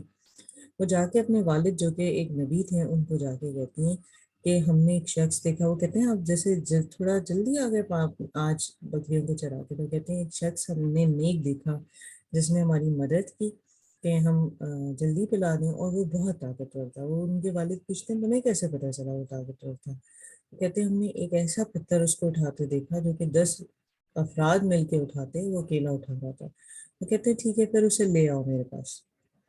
تو بتاتے ہیں کہ وہ جو لڑکیاں وہ شرماتی ہوئی حضرت موسیٰ علیہ السلام کے پاس آتی ہیں اور انہیں کہتی ہیں کہ ان کے والد صاحب انہیں بلا رہے ہیں، اور وہ جب جاتے ہیں تو وہ کہتے ہیں کہ یہ میری 2 بیٹیاں ہیں، میں تمہیں ان کے نکاح کا پیغام دیتا ہوں کہ تم ان دونوں میں سے جس سے چاہو نکاح کر لو، لیکن شرط یہ ہے تم نے 8 سال یہیں رہنا ہے میرے ساتھ اور یہ بکریاں چرانی ہیں۔ اور پھر کہا گیا کہ اب یہ تمہاری چاہت ہے اس سے اوپر تم رہ لو۔ تو کہا گیا کہ وہ تقریباً 10 سال وہاں رہے تھے۔ اب مثال کے طور پر آپ دیکھیں میں اور آپ یہاں رہتے ہیں، اپنی خوشی سے رہتے ہیں اور ہمارے ہسبینڈ کا ایک سلسلہ ہے، لیکن آپ دیکھیں جب ہم نئے نئے یہاں پر آتے ہیں तुम्हारा दिल नहीं लगता, हमें ईद बकरीद त्योहार खुशी गम सब पाकिस्तान के इंडिया के अपने अपने अपनों के याद आ रहे होते हैं। तो यहाँ आप देखें कि उन्हें एक तरह से रोका भी गया निकाह के बाद और कहा गया कि आपने जो है इतने दिन पूरे करने, तो वो वहाँ रुके। अब जब उनके 10 साल पूरे हो गए तो अब अल्लाह ताला का पैगाम आ गया। क्या पैगाम आया? वापस मिस्र जाओ। अब वो मिस्र जा रहे हैं दोबारा, तो उन्होंने क्या देखा रास्ते में? ठंड थी, अंधेरा था, तो उन्होंने देखा है पहाड़ सीना पर कि आग है। तो अब आप देखें यहाँ बताया जा रहा है जो मर्द है, जो शौहर है, उसकी जिम्मेदारी क्या है कि वो अपने बीवी बच्चों को प्रोटेक्ट करे और उनकी जो नीड्स है उनको पूरा करे। जैसे फॉर एग्जांपल अब हम यहाँ बैठे होते हैं, सम टाइम सर्दी है तो हीटर और सम टाइम गर्मी है तो एसी चल रहा होता है। तो शौहर सिर्फ ये ना देखे मुझे गर्मी लग रही है तो एसी चलेगा, मुझे ठंड लग रही है तो हीटर चलेगा, बल्कि बच्चों और बीवी का भी ख्याल रखे कि उसके अकॉर्डिंगली कार का टेम्परेचर है या बाहर की ज़रूरत है, कि बच्चों में से किसी को भूख लग रही है, किस नॉक पे रुकना है, कहाँ से खाना है, या आपको जो है ऑर्डर करना है ऑनलाइन, कुछ भी उन चीज़ों का ख्याल रखना मर्द की जिम्मेदारी यहाँ बताई जा रही है। कि हज़रत मूसा अलैहिस्सलाम फिर अपनी बीवी बच्चों के लिए वो आग कहते हैं मैं लेकर आता हूँ, और जब वो लेने के लिए उस उधर पहुँचते हैं तो अल्लाह ताला उनसे इरशाद फरमाते हैं अपने जूते उतार दो और ये एक मुकद्दस जगह है और मेरे पास आ जाओ। और फिर वो अब कहते हैं तुम्हारे हाथ में क्या है? वो कहते हैं ऐसा है जिनसे बकरियों के लिए मैं टेक लगा के चलता हूँ और बकरियों के लिए पत्ते तोड़ता हूँ। तो कहते हैं ये ज़मीन पे डालो, वो अजदा बन जाता है। पहले तो हज़रत मूसा अलैहिस्सलाम उल्टे पैर भागते हैं, फिर अल्लाह ताला का हुक्म होता है कि ए मूसा तुम इसे पकड़ो, ये असा दोबारा बन जाएगा। और ये एक मौजा उनको मिल जाता है, जो असा उनका अजदा बन जाता है। दूसरा उनका हाथ वो जब बगल में डालते हैं वो चांद की तरह चमक रहा होता है। वो फिर घबरा जाते हैं, वो कहते हैं दोबारा हाथ डालो, तो वो दोबारा डालते हैं। तो वो आप देखें कि दोबारा डाल के जब निकालते हैं तो वो नॉर्मल हो जाता है। तो यहाँ पर हमने अभी तक जो वाक़या बयान करा इसमें देखें 2 दफ़ा उन पर कत्ल का मसला आया और अल्लाह ने उनको निकाल दिया। जब वो पैदा हुए तब था कि कत्ल कर दें, लेकिन अल्लाह ने उनको बचा लिया। फिर देखिए जब इंसान से जो है उस इंसान का गलती से कत्ल हो गया, तब भी फ़िरौन के लोग उन्हें कत्ल करना चाहते थे, फिर भी अल्लाह ने बचा लिया। ताकत अगर आप देखें मदर फीड जो उन्होंने की थी या जो उनके अंदर जान थी वो क्या थी कि आप देखें एक हल्का सा थप्पड़ से एक इंसान की मौत वाक़ई होगी। दूसरा ऐसे पत्थर वो उठा रहे थे जो कि 10 लोग मिलकर भी नहीं उठा सकते थे। अब जब वो फिरौन के पास पहुंचे उन्होंने कहा कि भाई मैं तो अल्लाह ताला की तरफ से आया हूँ, ईमान ले आओ अल्लाह पर जो हम सब का रब है, जिसने पूरी खलकत और कायनात को बनाया। उसने कहा मैं कैसे ईमान ले आऊँ? कोई मुआवजा लाया हो, जाओ लेकर आओ मुआवजा। वो मुआवजा दिखाते हैं तो कहते हैं अच्छा ऐसी बात है तो ठीक है, हम ऐसे ही जादूगरों को बुलाते हैं, वो सारे जादूगर बुलाते हैं। अब क्या होता है कि वो भी वो रस्सियां डालते हैं जो छोटे छोटे से सांप बन जाती है। और ये जो मामला होता है इसमें मजमा आम जमा होता है, बहुत लोग जमा होते हैं ताकि हक साबित हो जाए। और जब हजरत मूसा डालते हैं तो वो अजदा होता है, बड़ा एराकोंडा टाइप का, वो तमाम छोटी रस्सियों को खा लेता है। अब जो जादूगर होते हैं क्योंकि वो इल्म रखते हैं ना, जिस तरह आप ड्राइवर हैं अगर, तो आपको पता है कि गाड़ी चलाते हुए क्या ब्रेक लग रहा है, कि स्पीड क्या है और क्या चीज़ हो रही है, आपको अंदाज़ा होता है। खाना पकाने में आप देखें हम सारी लेडीज खाना बनाती हैं, कभी कोई दूसरा बंदा कह रहा हो कि कुछ अच्छा है तो हम कहते हैं वाकई सारे स्पाइसेस एंड जो इंग्रेडिएंट्स हैं वो बैलेंस है, या क्या ज़्यादा हो गया हमें पता चल जाता है, मिर्च ज़्यादा है नमक ज़्यादा है, क्योंकि आप उस चीज़ को जानते होते हैं, आप कुकिंग करते होते हैं इसलिए। तो अब वो जो जादूगर है वो पहचान जाते हैं कि ये जादू नहीं है, ये मुआवजा है और ये किसी खाले के हकीकी की तरफ से। वो क्या करते हैं सजदे में गिरते हैं और फौरन कहते हैं हम ईमान लाए, किस पर? मूसा और हारून के रब पर। तो अब उसकी ईगो हर्ट हो जाती है। जो फिरौन होता है वो कहता है कैसे तुम ईमान ले मेरी इजाजत के बगैर? अब मैं क्या करूंगा तुम्हारे अपोजिट सन से, मतलब अगर राइट हैंड मैंने कटवाया है तो लेफ्ट पैर कटवा दूंगा ताकि तुम्हारा बैलेंस ही खराब हो जाए। और फिर उसके बाद वो क्या कहते हैं, वो फिर भी कहते हैं कि इन्हें आज़ाद कर दो बनी इसराइल को जो तुम्हारी गुलामी में है। तो वो कहता है कि नहीं मैं आज़ाद नहीं करूँगा। फिर क्या होता है उन पे 9 किस्म की जो है ना, बार बार कुरान कह रहे हैं, उन पर अजाब आता है जिनमें तूफान है, खून का आप देखें सारा समंदर, हर चीज़ जो उनके घर में टैप से भी पानी आता है सब खून में बदल जाता है। फिर सुरसुरियाँ हैं, जुएं हैं, मेंढक हैं, ये तमाम उनके ऊपर अजाब आए। کہ جیسے وہ سو کر اٹھا ہے تو ہر طرف مینڈک ہے، ہر طرف، ایک روم کے اندر بھی ہزاروں. اور آپ سوچیں ہر پانی، جتنا بھی پانی آ رہا ہے وہ خون ہے. اور اس کے علاوہ ایسی برسات بھی ہوئی جس کے اندر آپ کہیں کہ ایک فائر کی طرح چیزیں موجود تھیں. تو یہ تمام جب بھی عذاب آتا ہے وہ کہتے ہیں ہم نا آپ کی بات کو مانتے ہیں حضرت موسیٰ علیہ السلام، اور پھر وہ مکر جاتے اور پھر نیا عذاب آ جاتا کچھ عرصے بعد. یہ سلسلہ قائم رہا. اس کے بعد یہ ڈیسائیڈ ہوا کہ بنی اسرائیل جو ہے وہ حضرت موسیٰ علیہ السلام کے ساتھ چلی ہیں، اور پوری جو قوم ہے، اور سامنے دریا آ گیا، پیچھے فرعون ہے. انہوں نے اپنا عصا مارا، اللہ تعالیٰ کے حکم سے وہ دو ٹکڑے ہو گیا، بیچ میں راستہ بن گیا، وہ تمام لوگ نکل گئے اور پیچھے رہ گئے فرعون. انہوں نے کہا جب یہ نکل گئے تو ہم بھی نکل جائیں گے. جیسے ہی وہ اس کے درمیان آتے ہیں پانی برابر ہو جاتا ہے. اللہ تعالیٰ نے کیونکہ قرآن میں کہا کہ میں فرعون کے جو جسم ہے اس کو عبرت بنا دوں گا، تو وہ آج بھی عبرت ہے، مصر کے میوزیم میں موجود ہے. اب ہوا کیا، یہ جو بنی اسرائیل ایک غلامی والا دماغ رکھتی تھی، جب وہ وہاں پہنچتی ہے تو کیا ہوتا ہے، اپنا قیمتی سامان میں سونا لے کر پہنچتی ہے. تو سامری کہتا ہے کب تک اٹھا کے پھرو گے اسے، لاؤ مجھے دے دو. وہ لیتا ہے اور اس کو کیا کرتا ہے، ایک شیپ بنا دیتا ہے بچھڑے کی. اور اس وقت حضرت موسیٰ علیہ السلام جو ہے کوہ طور پہ گئے ہوتے ہیں اور اپنے بھائی حضرت ہارون کو نائب بنا کے گئے ہوتے ہیں اپنی قوم کے اوپر.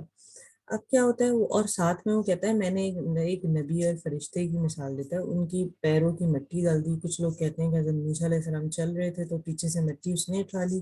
یا کچھ لوگوں کا کہنا ہے اس میں قیاس ہے رہی کہ حضرت مطلب قرآن تو یہ کہتا ہے کہ اس نے یہ کہا سامری نے کہ اس نے فرشتے یا نبی کی پیر کی مٹی لی، لیکن اس میں یہ کہ حضرت جبرائیل اور حضرت موسیٰ کے بارے میں کہ ان کی پیر کی مٹی ڈالی ہوتی ہے. لیکن اصل چیز کیا ہوتی ہے، اس نے بناوٹ میں ایسی بنائی ہوتی ہے کہ اس سے ہوا ایسے پاس ہوتی ہے کہ اس میں ایک آواز پیدا ہو رہی ہوتی ہے. تو وہ تو غلامی والے مائنڈ کے ساتھ آئے تھے اور یہی عبادتیں کرتے انہوں نے دیکھی تھی.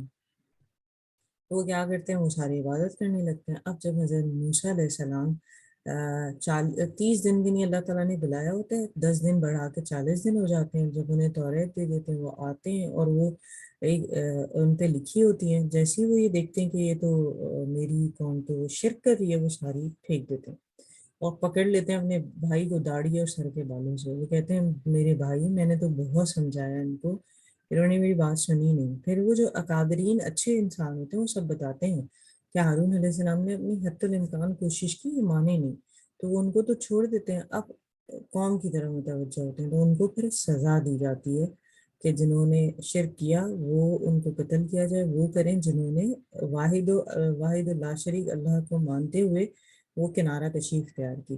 پھر وہ اس معاملے سے نکل جاتے ہیں، پھر ان کو اللہ تعالیٰ منو سلوا عطا کرتا ہے. پھر وہ کہتے ہیں ہمیں پانی چاہیے، تو وہ عصا مارتے ہیں. حضرت موسیٰ علیہ السلام تو 12 چشمے نکل آتے ہیں. ہر گروہ اپنا اپنا مقام پہچان لیتا ہے 12 چشمے کے. وہ آج بھی بہتے ہیں. جو ٹورسٹ ہیں، جو ہسٹوریکل پلیس جو ہیں ان کو وزٹ کرتے ہیں، وہ آج بھی ادھر ایسی ویڈیوز بھیجتے ہیں جہاں پر وہ موجود ہیں. پھر کیا ہوتا ہے، وہ کہتے ہیں یہ جو منو سلوار ہے بس ہم تھک گئے ہیں کھا کھا کے، دیکھا جائے تو آسمان سے آیا ہوا پھل کھانا ہے.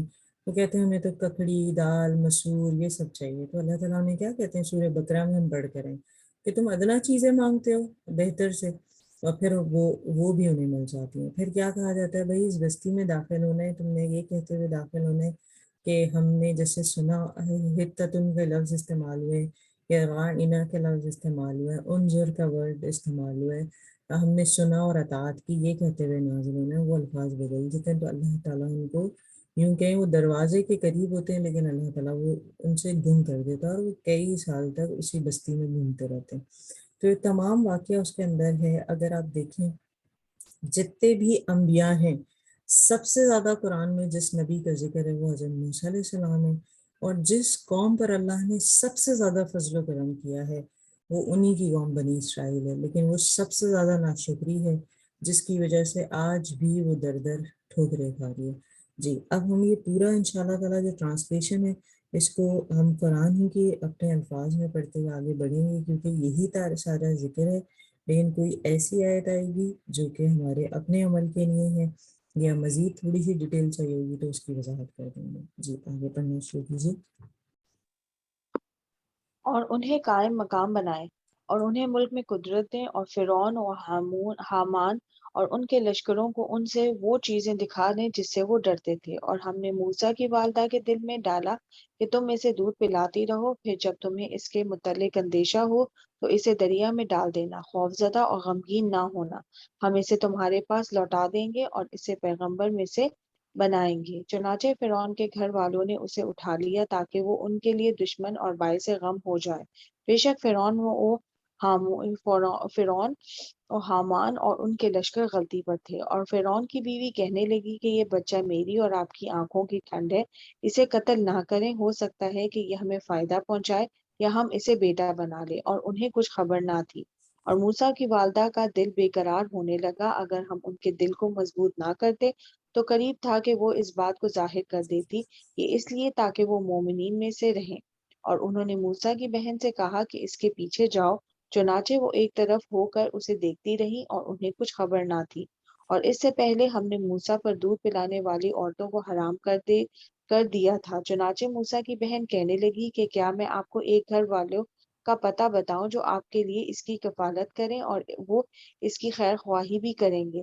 سو ہم نے موسیٰ کو ان کی والدہ کی طرف لوٹا دیا تاکہ ان کی آنکھیں ٹھنڈی رہیں، وہ غمگین نہ ہوں اور جان لیں کہ اللہ کا وعدہ برحق ہے، لیکن ان میں سے اکثر جانتے نہیں ہیں۔ اور جب موسیٰ نے اپنی جوانی کو پہنچے اور برابر ہو گئے تو ہم نے انہیں حکمت اور علم عطا فرمایا، اور نیکی کرنے والوں کو ہم اسی طرح بدلہ دیتے ہیں۔ اور وہ ایک ایسے وقت شہر میں داخل ہوئے جب اہل شہر بے خبر تھا، تو وہاں انہوں نے دو آدمیوں کو لڑتے ہوئے پایا، ایک ان کے گروہ میں سے تھا اور دوسرا ان کے دشمنوں میں سے تھا۔ تو جو ان کے گروہ میں سے تھا اس نے اپنے دشمن کے خلاف موسیٰ سے فریاد کی، موسیٰ نے اسے مکہ مارا تو اس کا کام تمام کر دیا۔ موسیٰ کہنے لگے کہ یہ تو شیطانی عمل ہو گیا، بے شک وہ تو کھلا گمراہ کرنے والا دشمن ہے۔ موسیٰ نے کہا کہ پروردگار، میں نے اپنی جان پر ظلم کیا ہے، سو تو مجھے معاف فرما دے۔ چنانچہ اللہ نے انہیں معاف کر دیا، بے شک وہ بہت بخشنے والا نہایت مہربان ہے۔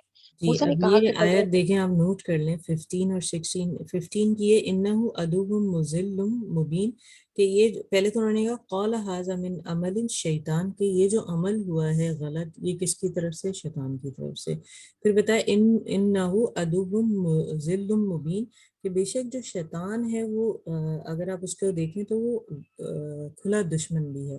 پھر آپ دیکھیں ان کی جو دعا ہے، یہ دعا یاد کر لیں جب کبھی بھی ہم سے کوئی گناہ، کوئی غلطی سرزد ہو جائے، کہ جب غلطی سرزد ہوتی ہے تو ایکچولی ہم اپنے اوپر ظلم کر رہے ہوتے ہیں، اور وہی حضرت موسیٰ علیہ السلام نے کہا ربی انی ظلمت نفسی، کہ اے میرے رب، بے شک میں نے ظلم کیا اپنے نفس پر، فاغفر لی، فغفر لہو، بس تو مجھے بخش دے، اور یعنی میری خطا کو معاف کر دے۔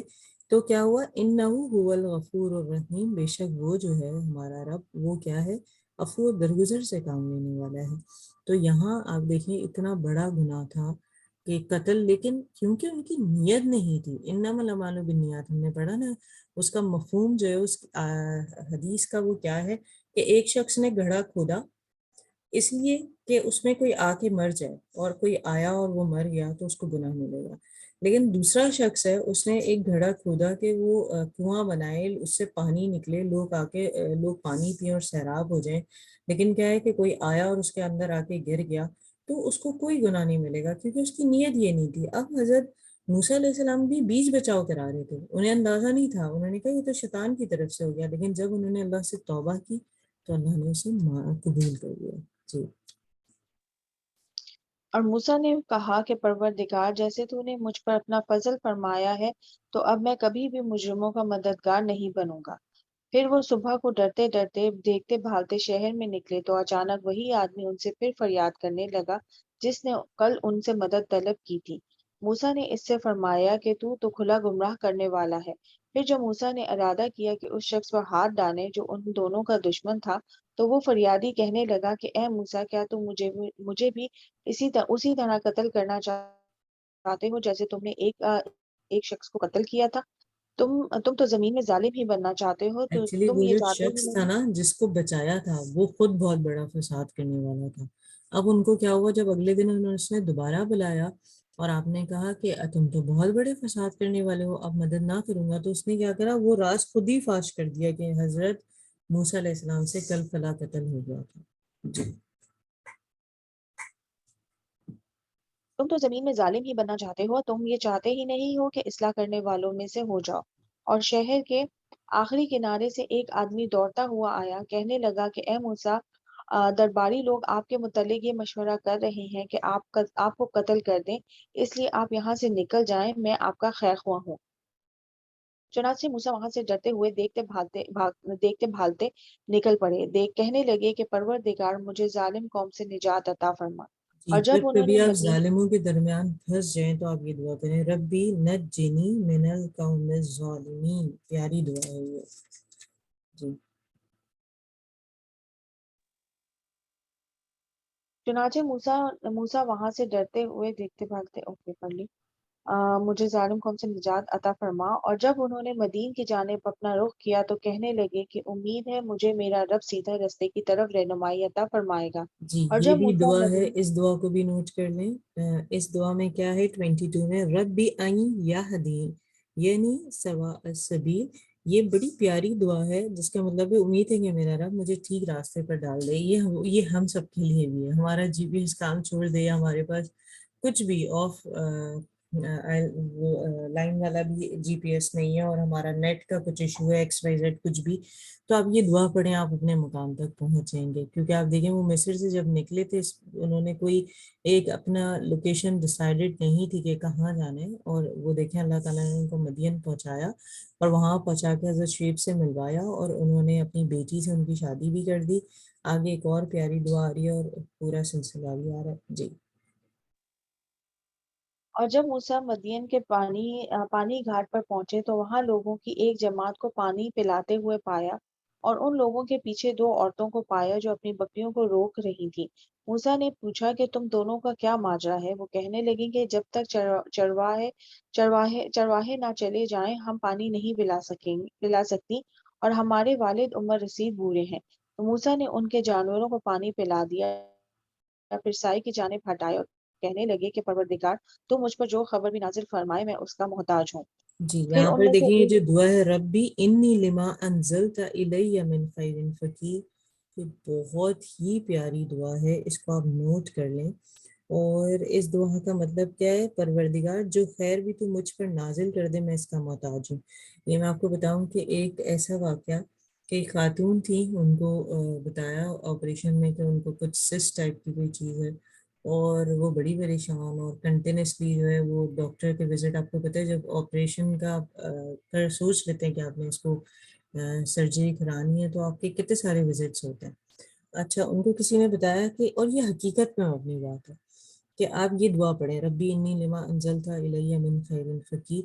وہ یہ پڑھتی رہی، اب ان کا یوں کہیں کہ آج ان کا لاسٹ الٹرا ساؤنڈ تھا جس میں ان کو دیکھنا تھا ڈاکٹر نے کہ اس کا سائز کیا ہے، اور اگلے دن اس کو ریموو کرنا تھا۔ وہ جاتی ہیں جب الٹرا ساؤنڈ کراتی ہیں، کنٹینیوسلی وہ یہ دعا پڑھی تھی۔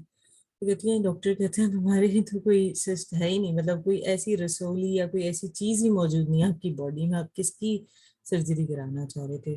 اور اس میں کوئی دو رائے نہیں ہے، کیونکہ یہ میرے بہت قریبی جاننے والے میں ایسا ہوا ہے۔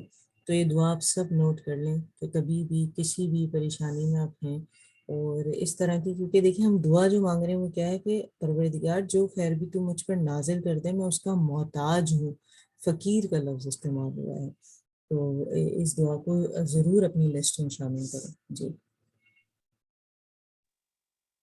پھر ان میں سے ایک خاتون شرم و حیا کے ساتھ چلتی ہوئی آئی اور کہنے لگی کہ میرے والد آپ کو بلا رہے ہیں تاکہ آپ نے ہمارے جانوروں کو جو پانی پلایا ہے آپ کو اس کی اجرت دیں۔ تو جب موسیٰ ان کے پاس پہنچے اور سارا واقعہ ان سے بیان کیا تو انہوں نے کہا کہ خوفزدہ نہ ہو، تم نے ظالم قوم سے نجات پا لی۔ ان میں سے ایک کہنے لگی کہ ابا جان اسے اجرت پر رکھ لیجئے، کیونکہ سب سے بہترین وہ شخص جسے آپ اجرت پر رکھیں وہ ہوتا ہے جو طاقتور امانت دار ہو۔ وہ کہنے لگے کہ میں چاہتا ہوں اپنی ان دونوں میں سے ایک بیٹی کا نکاح آپ کے ساتھ اس شرط پر کر دوں کہ آپ 8 سال تک میرے یہاں اجرت پر کام کریں۔ اچھا، اگر اس میں آپ دیکھیں 10 آیت سال نمبر 25 میں جو ایک امپورٹنٹ چیز ہے کہ فجاءتہ احداہما تمشی علی الستحیا کر کے ورڈ آیا ہے جو کہ حیا سے ہے، کہ وہ ان میں سے ایک جو ہے چلتی ہوئی بھی آئی حیا کے ساتھ۔ تو یہاں پر کیا چیز ہے کہ حیا کیونکہ ایمان کی علامت ہے اور اسے پسند کیا جاتا ہے، اور آپ دیکھیں با حیا عورتیں جو ہیں وہ زیادہ پسند کی جاتی ہیں، تو حیا جو ہے وہ ہونا بہت ضروری ہے ہمارے اندر۔ اب آپ دیکھیں، اور وہ جو عورت ہے وہ خود کہہ رہی ہے ایک تو مضبوط ہے اور ایک امانت دار ہے۔ مضبوط کیوں ہے وہ دیکھیں، اس کی وضاحت آئے گی جی۔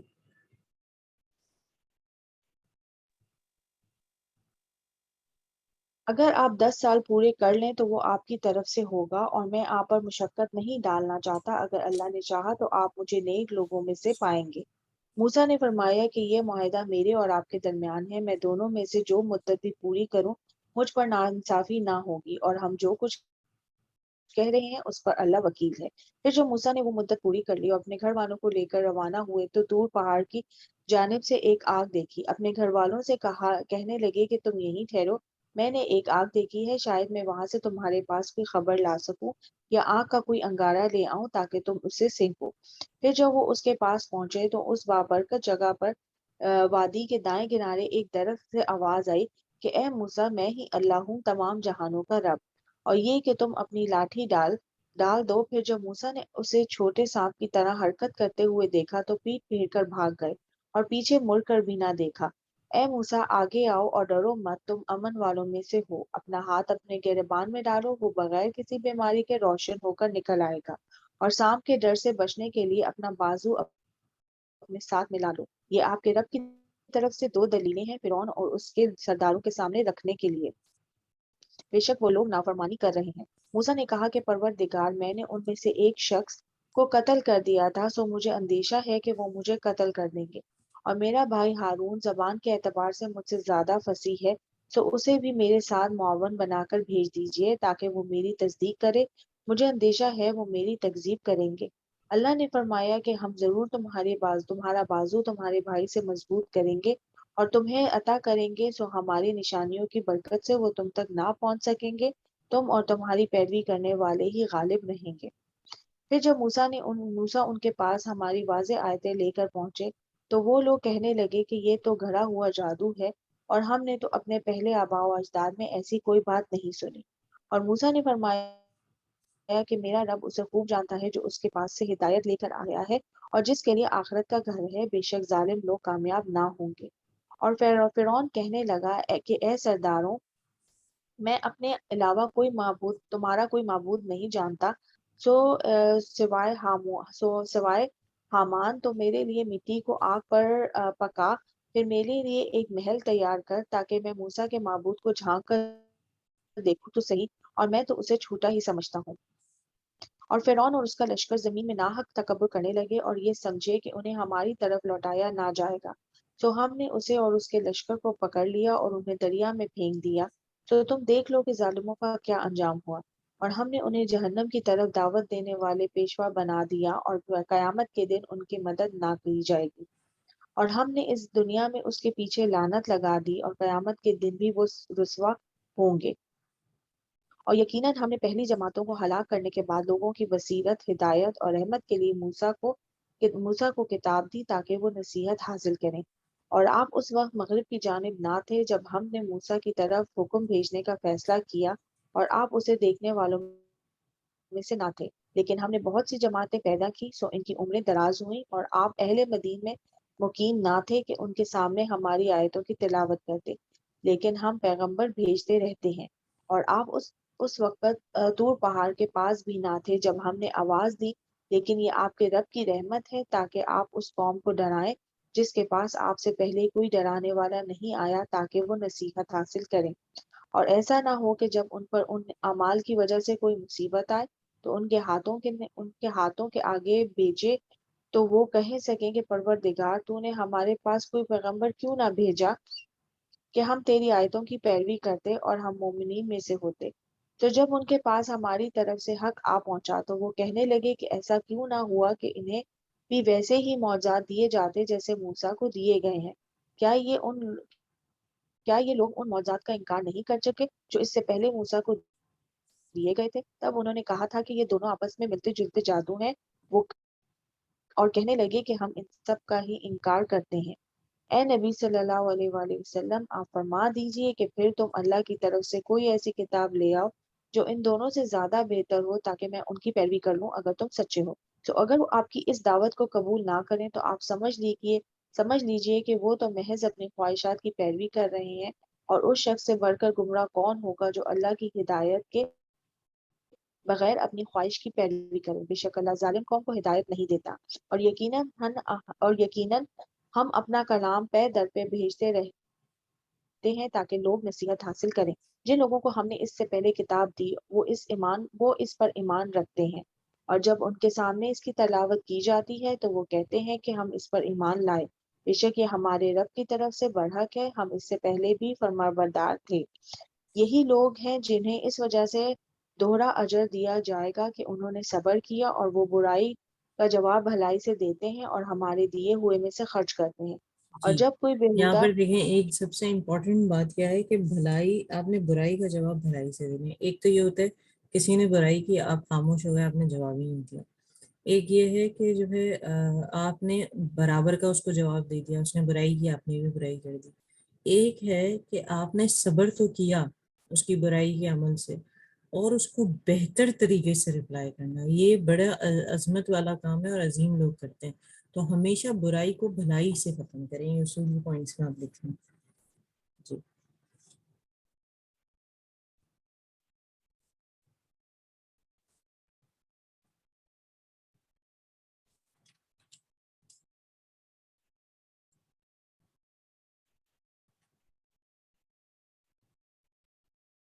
سوری میرا مائک نہیں تھا۔ آیت نمبر 55 پڑھیے نا۔ جی بے شک آپ جسے چاہیں اسے ہدایت نہیں دے سکتے، لیکن اللہ جسے چاہتا ہے ہدایت دے دیتا ہے، اور وہ ہدایت حاصل کرنے والوں کو خوب جانتا ہے۔ اور کہتے ہیں کہ اگر ہم آپ کے ساتھ ہدایت کی پیروی کرنے لگیں تو ہمیں ہمارے علاقے سے اوچک لیا جائے گا۔ کیا ہم نے انہیں امن کے ساتھ حرم میں جگہ نہیں دی کہ ہر چیز کے میوے ان کے پاس ہمارے رزق کے طور پر کھنچے چلے آئے ہیں؟ لیکن ان میں سے اکثر لوگ جانتے نہیں ہیں۔ وہ کتنی ہی بستیاں جو اپنی معیشت پر اترایا کرتی تھیں ہم نے انہیں ہلاک کر دیا۔ سو یہ ان کی رہائش گاہیں موجود ہیں جو ان کے بعد بہت کم آباد ہوتی ہیں، اور ہم ہی آخر میں سب کچھ لینے والے ہیں۔ اور آپ کا رب یوں ہی بستیوں کو ہلاک کرنے والا نہیں ہے، یہاں تک کہ ان کے مرکز میں کسی پیغمبر کو بھیج دے جو ان کے سامنے ہماری آیتیں کی تلاوت کرے، اور ہم بستیوں کو یوں ہی ہلاک نہیں کرنے والے ہیں مگر یہ کہ وہاں کے لوگ ظالم ہوں۔ اور تمہیں جو چیز بھی دی گئی ہے وہ دینے دو، وہ دنیاوی زندگی وہ دنیاوی زندگی کا ساز و سامان اور اس کی زینت ہے، اور اللہ کے پاس جو کچھ ہے وہ سب سے بہتر اور باقی رہنے جی، والا ہے۔ یہاں تک تو بس کیا آپ نے پڑھ لیا، آگے ہوا آپ پڑھیں گی 60 آیت تک ہو گیا ہے الحمدللہ۔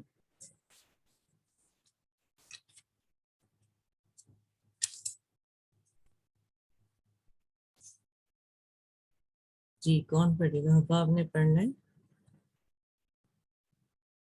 کیونکہ مائک آپ لوگوں کا میوٹ ہے۔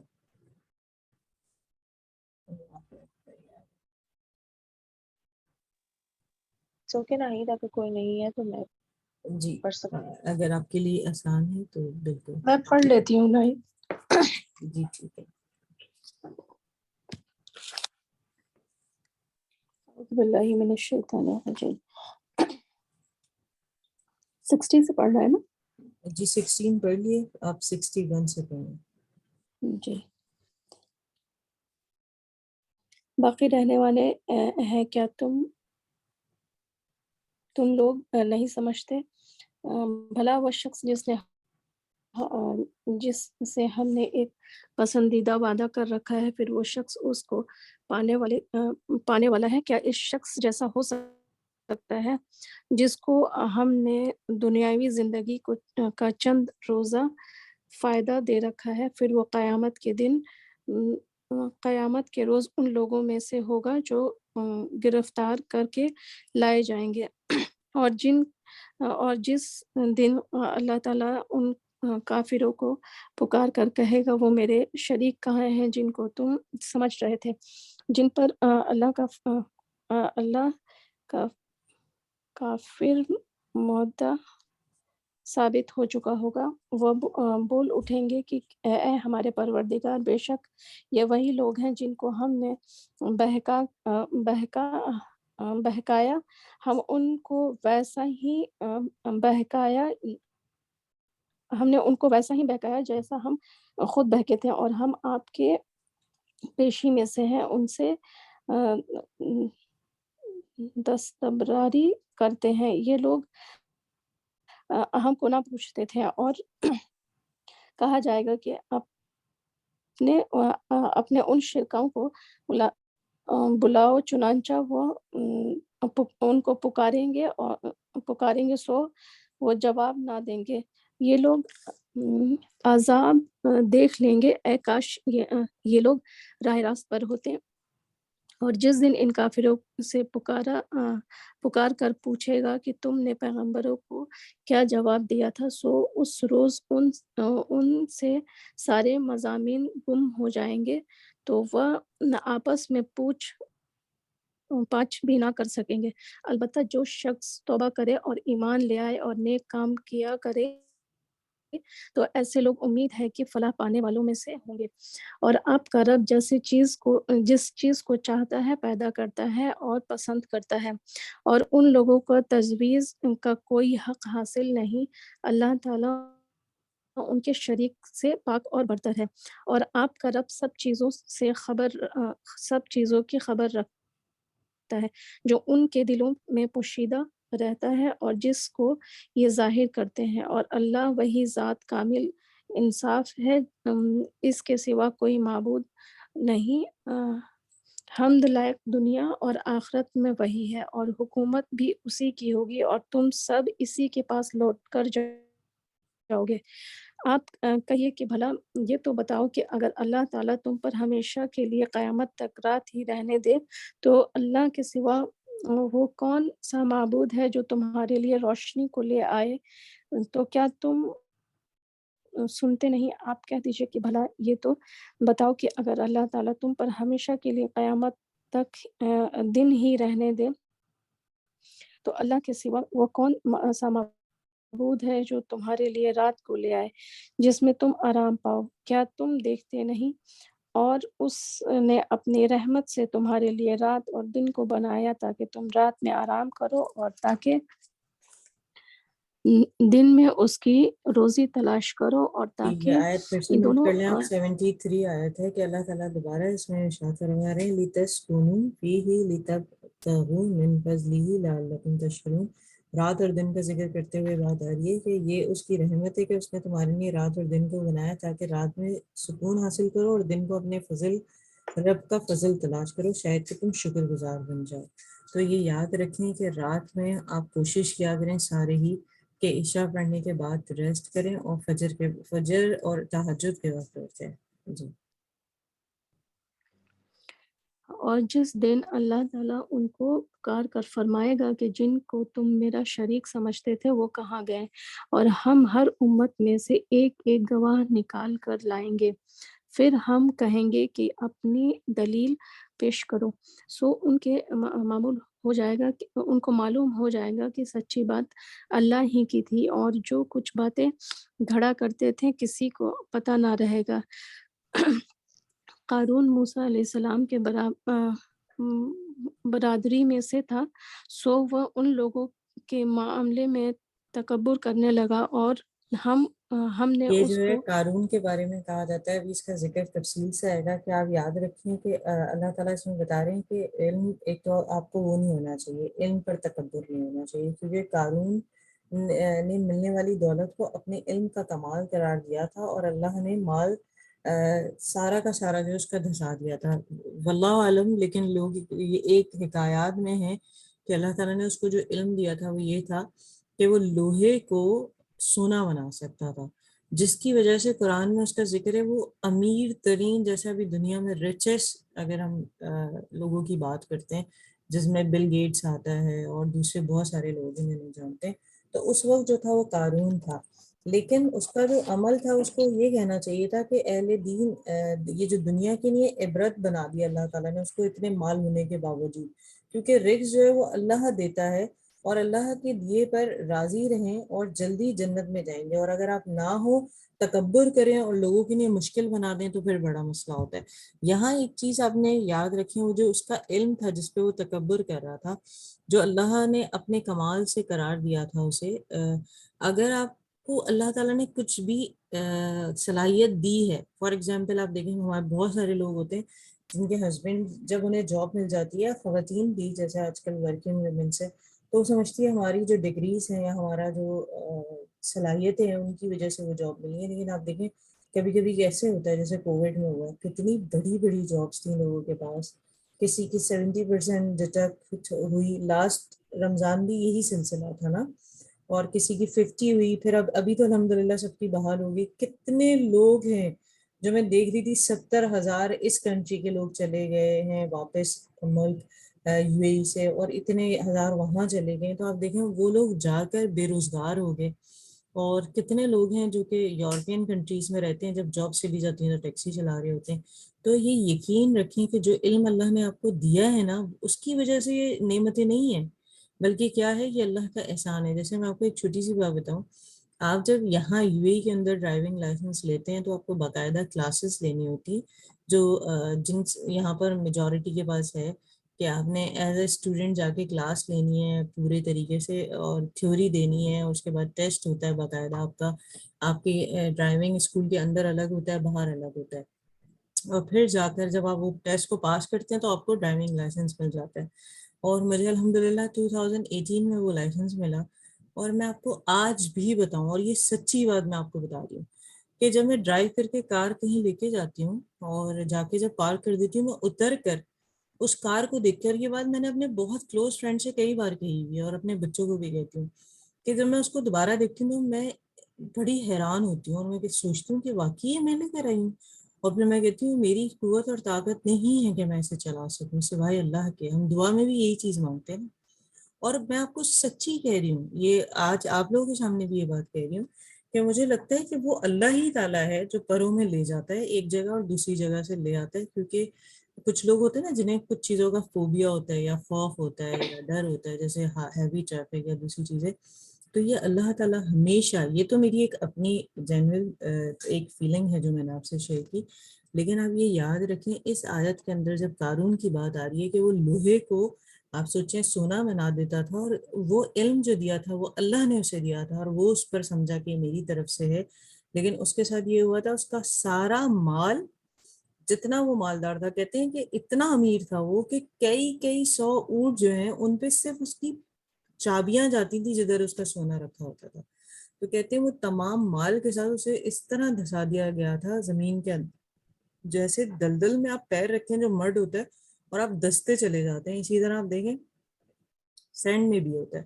تو کہتے ہیں اس کو قارون جو تھا اسے دھسا دیا گیا تھا. تو دنیا میں مال و دولت ہونا کوئی بڑی عظمت والی بات نہیں ہے، بلکہ ہمیں اللہ کی پناہ مانگنی چاہیے، اور جتنا آپ کے پاس مال ہے اس کے اندر جس کا جو حق ہے وہ دیں.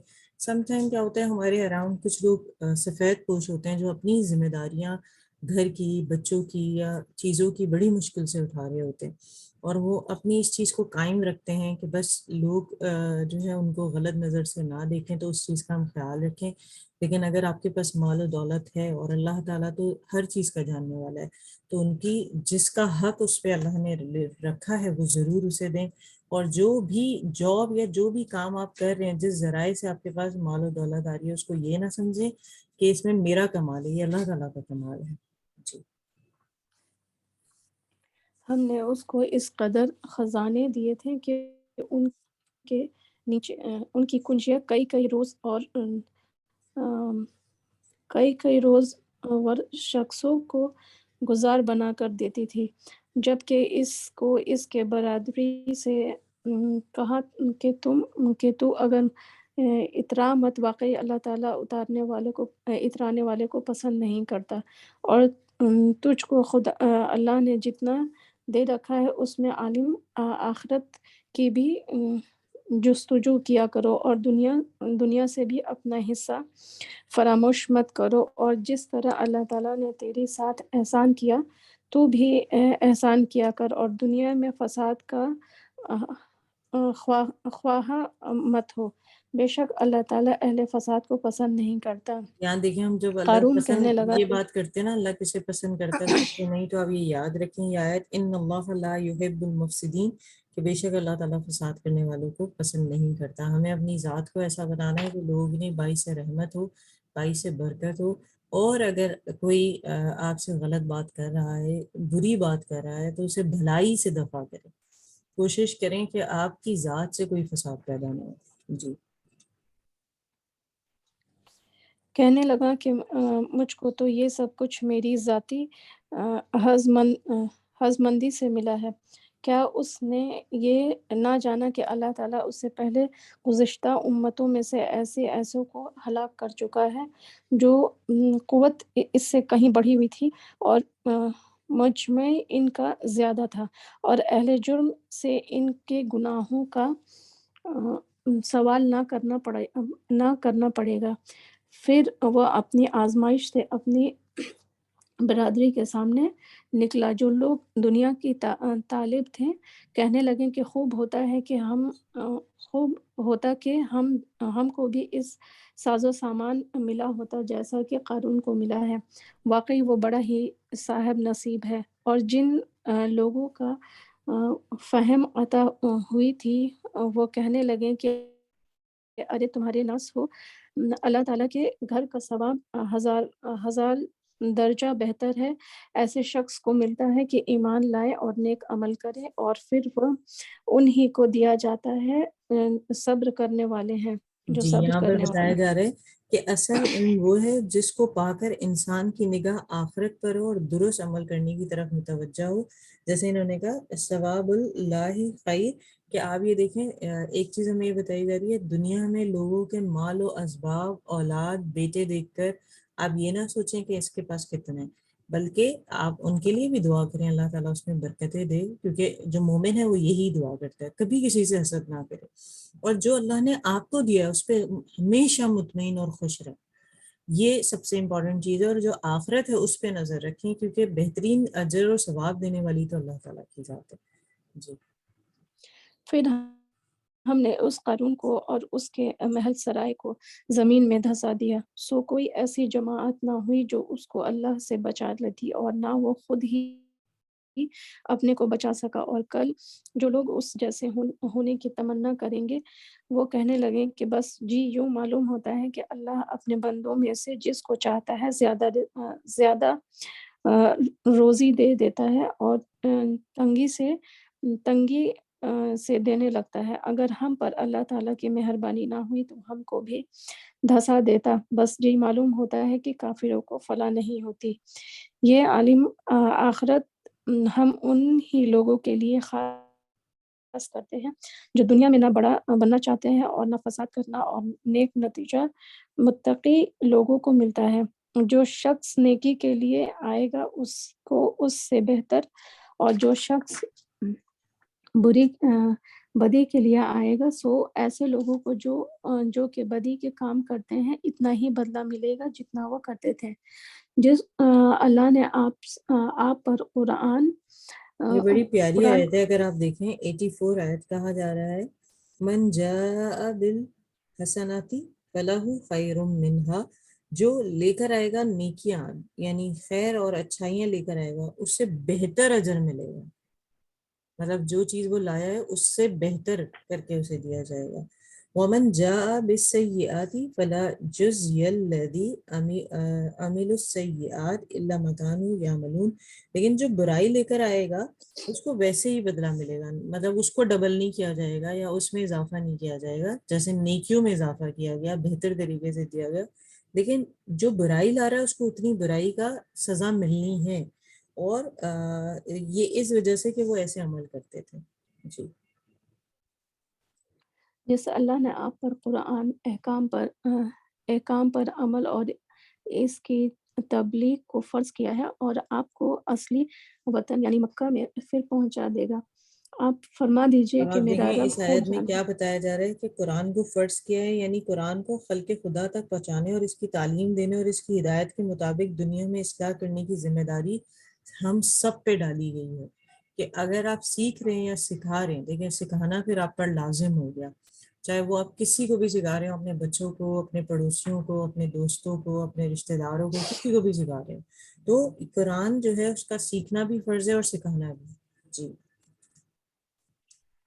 آپ فرما دیجئے کہ میرا رب خوب جانتا ہے کہ کون سچا دین لے کر آتا ہے اور کون سری گمراہی میں ہے. آپ کو یہ توقع بھی نہیں تھی کہ آپ پر یہ کتاب نازل کی جائے گی، مگر محض آپ کے رب کی مہربانی سے اس کا نزول ہوا. سو آپ ان کافروں کی ذرا تائید نہ کیجیے، اور جب اللہ کا احکام آپ پر نازل ہو چکے تو ایسا نہ ہونے پائے کہ یہ لوگ آپ کو ان احکام سے روک دیں اور آپ اپنے رب کی طرف بلاتے رہیں اور ان مشرکوں میں شامل نہ ہوں، اور آپ شرک سے معصوم ہیں. اسی طرح آئندہ بھی اللہ کے ساتھ کسی معبود کو نہ پکارنا، اس کے سوا کوئی معبود نہیں. سب چیزیں فنا ہو جانے والی ہیں بجز اس کی ذات کی، اسی کی حکومت ہے، پاس تم سب کو جانا ہے، جی اور آپ دیکھیں اسی کے پاس تم سب کو جانا ہے. جی ہر چیز ہلاک ہو جانا ہے. اللہ تعالیٰ کی ذات سے واحد ہے جو ہمیشہ سے ہے اور ہمیشہ رہے گی. اس ہمیشہ کا اسٹارٹ کہاں سے ہوا ہے اور ہمیشہ کی اینڈنگ کیا ہے سوائے اللہ تعالیٰ کے کوئی نہیں جانتا. تو الحمدللہ یہاں ہمارے اس بارے کا سلسلہ ہو گیا ہے.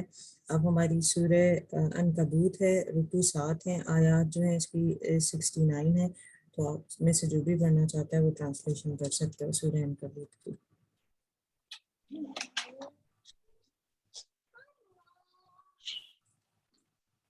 اب آپ کی مائک انمیوٹ ہوا ہے لیکن آپ جی کی آواز بہت سلو ہے. جی میں پڑھوں؟ جی پڑھیے، اب ٹھیک آ رہی ہے. اب ٹھیک ہے. جی اعوذ باللہ من الشیطان الرجیم، بسم اللہ الرحمن الرحیم. الف لام میم. کیا لوگ خیال کرتے ہیں یہ کہنے سے کہ ہم ایمان لائے ہیں چھوڑ دیے جائیں گے اور ان کی آزمائش نہیں کی جائے گی؟ اور جو لوگ ان سے پہلے گزر چکے ہیں ہم نے انہیں بھی آزمایا تھا، سو اللہ انہیں ضرور معلوم کرے گا جو سچے ہیں اور ان کو بھی جو جھوٹے ہیں.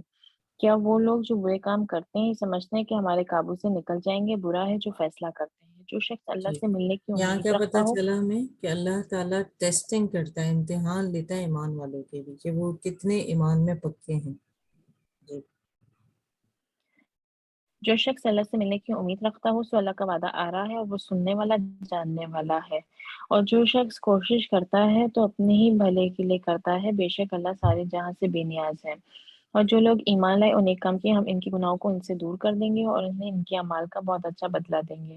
اور ہم نے انسان کو اپنے ماں باپ کے ساتھ اچھا سلوک کرنے کا حکم دیا ہے، اور اگر وہ تجھے اس بات پر مجبور کریں کہ تو میرے ساتھ اسے شریک بنا جس سے تو جانتا بھی نہیں، تو ان کا کہنا نہ مان، تم سب نے لوٹ کر میرے ہاں ہی آنا ہے، تب میں تمہیں بتا دوں گا جو کچھ تم کرتے تھے.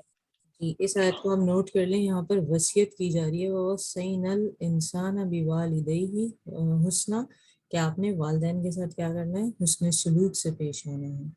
جی اور آگے آ رہا ہے لیکن اگر وہ تجھ پر زور ڈالیں کہ تو میرے ساتھ کسی ایسے معبود کو شریک ٹھہرائے جسے تو میرے شریک کی حیثیت سے نہیں جانتا تو ان کی اطاعت نہ کر. مطلب ہر صورت میں آپ نے جو ہے اپنے پیرنٹس کی جو ہے نا فرمانبرداری کرنی ہے، لیکن اگر پیرنٹس آپ کو شرک کی طرف لے کے جائیں تو آپ اسے منع کر سکتے ہیں. اس میں بہت ساری ایسی مثالیں آپ کو ملیں گی جو نوجوان مکہ میں ایمان لائے تھے ان کے والدین پر دباؤ ڈالتے تھے کہ تم ایمان سے باز آ جاؤ. تو اس وجہ سے باقاعدہ یہ بات کہی گئی کیونکہ وہ بار بار یہ پڑھ رہے تھے کہ اللہ تعالیٰ حکم دے رہا ہے وَبِالْوَالِدَيْنِ احسانا، کہ والدین کے ساتھ اس نے سلوک کرو. تو یہاں ایک اور چیز اس کے ساتھ جوڑ دی گئی کہ اگر والدین تم سے سارے کاموں کا کہہ رہے ہیں، گھر سے ریلیٹڈ کوئی بھی ذمہ داری وہ پوری کرنی ہے، لیکن شرک کی بات کریں تو آپ نے ماننی ہے. جی اور جو لوگ ایمان لائے اور اچھے کام کیے ہم انہیں ضرور نیک بندوں میں داخل کریں گے. اور کچھ ایسے لوگ بھی ہیں جو کہتے ہیں ہم اللہ پر ایمان لائے، پھر جب انہیں اللہ کی راہ میں کوئی تکلیف پہنچتی ہے لوگوں کی تکلیف کو اللہ کے عذاب کے برابر سمجھتے ہیں. اگر تیرے رب کی طرف سے مدد پہنچے تو کہتے ہیں ہم تو تمہارے ساتھ تھے. اور کیا اللہ جہان والوں کے دلوں کی باتوں سے اچھی طرح واقف نہیں ہے؟ اور البتہ اللہ انہیں ضرور معلوم کرے گا جو ایمان لائے، اور البتہ منافقوں کو بھی معلوم کر کے رہے گا. اور کافر ایمان والوں سے کہتے ہیں کہ تم ہمارے طریقے پر چلو اور ہم تمہارے گناہ اٹھا لیں گے، حالانکہ وہ ان کے گناہوں میں سے کچھ بھی اٹھانے والے نہیں، بے شک وہ جھوٹے ہیں. اور البتہ اپنے بوجھ اٹھائیں گے، اور اپنے بوجھ کے ساتھ اور کتنے بوجھ، اور البتہ قیامت کے دن ان سے ضرور پوچھا جائے گا ان باتوں کے متعلق جو وہ بناتے تھے۔ اور ہم نے نوح کو اس کی قوم کی طرف بھیجا، پھر وہ ان میں 50 برس کم 1000 برس رہے، پھر انہیں طوفان نے آ پکڑا اور وہ ظالم تھے۔ پھر ہم نے نوح کو اور کشتی والوں کو نجات دی، اور ہم نے کشتی کو جہان والوں کے لیے نشانی بنا دیا۔ جی اور دیکھیں، ابراہیم اس علیہ میں السلام کو بہار میں اگر آپ 50 کم کریں تو 950 سال ہوتے ہیں۔ قرآن گواہی دے رہے ہیں کہ ان کی عمر جو تھی وہ 950 سال تھی۔ جی اور ابراہیم علیہ السلام کو جب اس نے اپنی قوم سے کہا کہ اللہ کی عبادت کرو، اس سے ڈرو، اور اگر تم سمجھ رکھتے ہو تو تمہارے لیے یہی بہتر ہے۔ تم اللہ کے سوا بتوں ہی کی عبادت کرتے ہو اور جھوٹ بناتے ہو، جنہیں تم اللہ کے سوا پوچھتے ہو وہ تمہاری روزی کے مالک نہیں۔ سو تم اللہ ہی سے روزی مانگو، اسی کی عبادت کرو، اسی کا شکر کرو، اسی کے پاس لوٹائے جاؤ گے۔ اور اگر تم جھٹلاؤ تو تم سے پہلے بہت سی جماعتیں جھٹلا چکی ہیں، اور رسول کے ذمہ تو بس کھول کر پہنچا دینا ہی ہے۔ کیا انہوں نے نہیں دیکھا کہ اللہ کس طرح پہلی دفعہ مخلوق کو پیدا کرتا ہے پھر اسے لوٹائے گا؟ بے شک یہ اللہ پر آسان ہے۔ کہہ دو ملک میں چلو پھرو، پھر دیکھو کہ اس نے کس طرح مخلوق کو پہلی دفعہ پیدا کیا، پھر اللہ آخری دفعہ بھی پیدا کرے گا۔ بے شک اللہ ہر چیز پر قادر ہے۔ جسے چاہے گا عذاب دے گا، اور جس پر چاہے رحم کرے گا، اسی کی طرف لوٹائے جاؤ گے۔ اور تم زمین و آسمان میں عاجز نہیں کر سکتے، اللہ کے سوا تمہارا کوئی دوست و مددگار نہیں ہے۔ اور جن لوگوں نے اللہ کی آیتوں اور اس کے ملنے سے انکار کیا، وہ میری رحمت سے نا امید ہو گئے ہیں، اور ان کے لیے دردناک عذاب ہے۔ پھر اس کی قوم کا اس کے سوا کوئی جواب نہ تھا کہ اسے مار ڈالو یا جلا ڈالو۔ پھر اللہ نے اسے آگ سے نجات دی، بے شک اس میں ان کے لیے نشانیاں ہیں جو ایماندار ہیں۔ اور کہا تم اللہ کو چھوڑ کر بتوں کو لیے بیٹھے ہو، تمہاری آپس کی محبت دنیا کی زندگی میں ہے، پھر قیامت کے دن ایک دوسرے کا انکار کرے گا اور ایک دوسرے پر لعنت کرے گا، اور تمہارا ٹھکانہ نہ آگ ہوگا اور تمہارے لیے کوئی بھی مددگار نہ ہوگا۔ پھر اس پر لوط ایمان لایا، اور ابراہیم نے کہا بے شک میں اپنے رب کی طرف ہجرت کرنے والا ہوں، بے شک وہ غالب حکمت والا ہے۔ اور ہم نے اسے اسحاق و یعقوب عطا کیا، اس کی نسل میں نبوت اور کتاب مقرر کر دی، اور ہم نے اسے اس کا بدلہ دنیا میں دیا، اور وہ آخرت میں بھی البتہ نیکوں میں سے ہوگا۔ اور لوط کو بھیجا جب اس نے اپنی قوم سے کہا کہ تم وہ بے حیائی کرتے ہو جو تم سے پہلے کسی نے نہیں کی۔ کیا تم مردوں کے پاس جاتے ہو اور تم ڈاکے ڈالتے ہو اور اپنی مجلسوں میں برا کام کرتے ہو؟ پھر اس کی قوم کے پاس اس کے سوا کوئی جواب نہ تھا کہ تو ہم پر اللہ کا عذاب لے آ اگر تو سچا ہے۔ کہا اے میرے رب، ان شریر لوگوں پر میری مدد کر۔ اور جب ہمارے جی، بھیجے ہوئے یہ ابراہیم دعا کے آپ پاس نوٹ کر لیں، رب بن سرنی علی القوم المفسدین، کہ مفسدوں کے مقابلے میں میری مدد فرما۔ جی اور جب ہمارے بھیجے ہوئے ابراہیم کے پاس خوشخبری لے کر آئے، کہنے لگے ہم اس بستی کے لوگوں کو ہلاک کرنے والے ہیں، یہاں کے لوگ بڑے ظالم ہیں۔ کہا اس میں لوط بھی ہے؟ کہنے لگے ہم خوب جانتے ہیں جو اس میں ہے، ہم لوط اور اس کے کنبہ کو بچا لیں گے، مگر اس کی بیوی وہ پیچھے رہ جانے والوں میں ہوگی۔ اور جب ہمارے بھیجے ہوئے لوط کے پاس آئے تو اس سے ان کا آنا برا معلوم ہوا، اور تنگ دل ہوئے۔ فرشتوں نے کہا خوف نہ کر اور غم نہ کھا، بے شک ہم تجھے اور تیرے کنبہ کو بچا لیں گے، مگر تیری بیوی پیچھے رہنے والوں میں ہوگی۔ ہم اس بستی والوں پر اس لیے کہ بدکاری کرتے رہے ہیں آسمان سے عذاب نازل کرنے والے ہیں، اور ہم نے عقل مندوں کے لیے اس بستی کا نشان نظر آتا ہوا چھوڑ دیا۔ اور مدین کے پاس ان کے بھائی شعیب کو بھیجا، پس کہا اے میری قوم، اللہ کی عبادت کرو اور قیامت کے دن کی امید رکھو اور ملک میں فساد نہ مچاؤ۔ یہ 36 سو آیت آپ نوٹ کر لیں، کیا کہا گیا کہ اللہ کی بندگی کرو، روز آخرت سے امیدوار رہو، اور زمین میں فساد نہیں پھیلانی ہے آپ نے۔ جی انہوں نے اسے جھٹلایا تاکہ انہیں زلزلہ نے آ پکڑا، پھر وہ اپنے گھروں میں اوندھے پڑے رہ گئے۔ اور ہم نے عاد و ثمود کو ہلاک کیا، اور تمہیں ان کے کچھ مکانات بھی دکھائی دیتے ہیں، اور شیطان نے ان کے اعمال انہیں آراستہ کر دکھایا، انہیں راہ سے روک دیا، حالانکہ وہ سمجھدار تھے۔ اور قارون اور فرعون اور حامان کو ہلاک کیا، اور البتہ ان کے پاس موسیٰ نشانیاں بھی لے کر آئے تھے، پھر انہوں نے ملک میں سرکشی کی اور وہ بھاگ کر نہ جا سکے۔ پھر ہم نے ہر ایک کو اس کے گناہ پر پکڑا، پھر کسی پر تو ہم نے پتھروں کا مینہ برسایا، اور ان میں سے کسی کو کڑک نے آ پکڑا، اور کسی کو ان میں سے زمین میں دھسا دیا، اور کسی کو ان میں سے غرق کر دیا۔ اور اللہ ایسا نہ تھا کہ ان پر ظلم کرے، لیکن وہی اپنے اوپر ظلم کیا کرتے تھے۔ ان لوگوں کی مثال جنہوں نے اللہ کے سوا حمایت بنا رکھے ہیں، مکڑی کی سی مثال ہے جس نے گھر بنایا، اور بے شک سب گھروں میں سے کمزور گھر مکڑی کا ہے، کاش وہ جانتے۔ بے شک اللہ جانتا ہے جسے وہ اس کے سوا پکارتے ہیں، وہ غالب حکمت والا ہے۔ اور یہ مثالیں ہیں ہاں جنہیں دیکھیں ہم یہ جو لوگوں کے لیے سورہ کا نام ہے عنکبوت، وہ مکڑی پر ہی ہے، اور یہاں پر بتایا جا رہا ہے جو لوگ اللہ سے ہٹ کر جو شریک بنا لیتے ہیں ان کی مثال ایسی ہی ہے جیسے مکڑی. آپ دیکھیں کتنا نازک گھر ہوتا ہے اس کا، کہ ذرا اس پہ کوئی چیز ٹچ کریں تو وہ ٹوٹ جاتا ہے. جی اور یہ مثالیں ہیں جنہیں ہم لوگوں کے لیے بیان کرتے ہیں اور انہیں وہی سمجھتے ہیں جو علم والے ہیں. اللہ نے آسمان اور زمینوں کو مناسب طور پر بنایا ہے، بے شک اس میں ایمان والوں کے لیے بڑی نشانی ہے. جی تو آپ دیکھیں اب اس کے بعد بتایا گیا کہ آپ اس پہ غور و فکر کریں کہ اللہ تعالیٰ نے جو آسمان اور زمین بنایا. تو آج کے آپ کے اصولی پوائنٹس میں سے ہے، جیسے کل ہم نے کہا تھا آپ نے چاند پہ غور و فکر کرنا ہے، اب آسمان اور زمین پر آپ نے آج کا آپ کا ہوم ورک ہے غور و فکر کرنا ہے. الحمدللہ یہاں ہمارا 20 پارہ جو ہے کمپلیٹ ہو گیا. اللہم آنے سے شفیع فی کبھی اللہم ارنی بالقرآن العظیم وجعلوا لی اماما ونورا وہدی ورحمہ اللہم ذکرنی منہ ما نسیت وعلمنی منہ ما جہلت وارزقنی تلاوتہ آناء اللیل وآناء النہار واجعلہ لی حجۃ یا رب العالمین. آمین.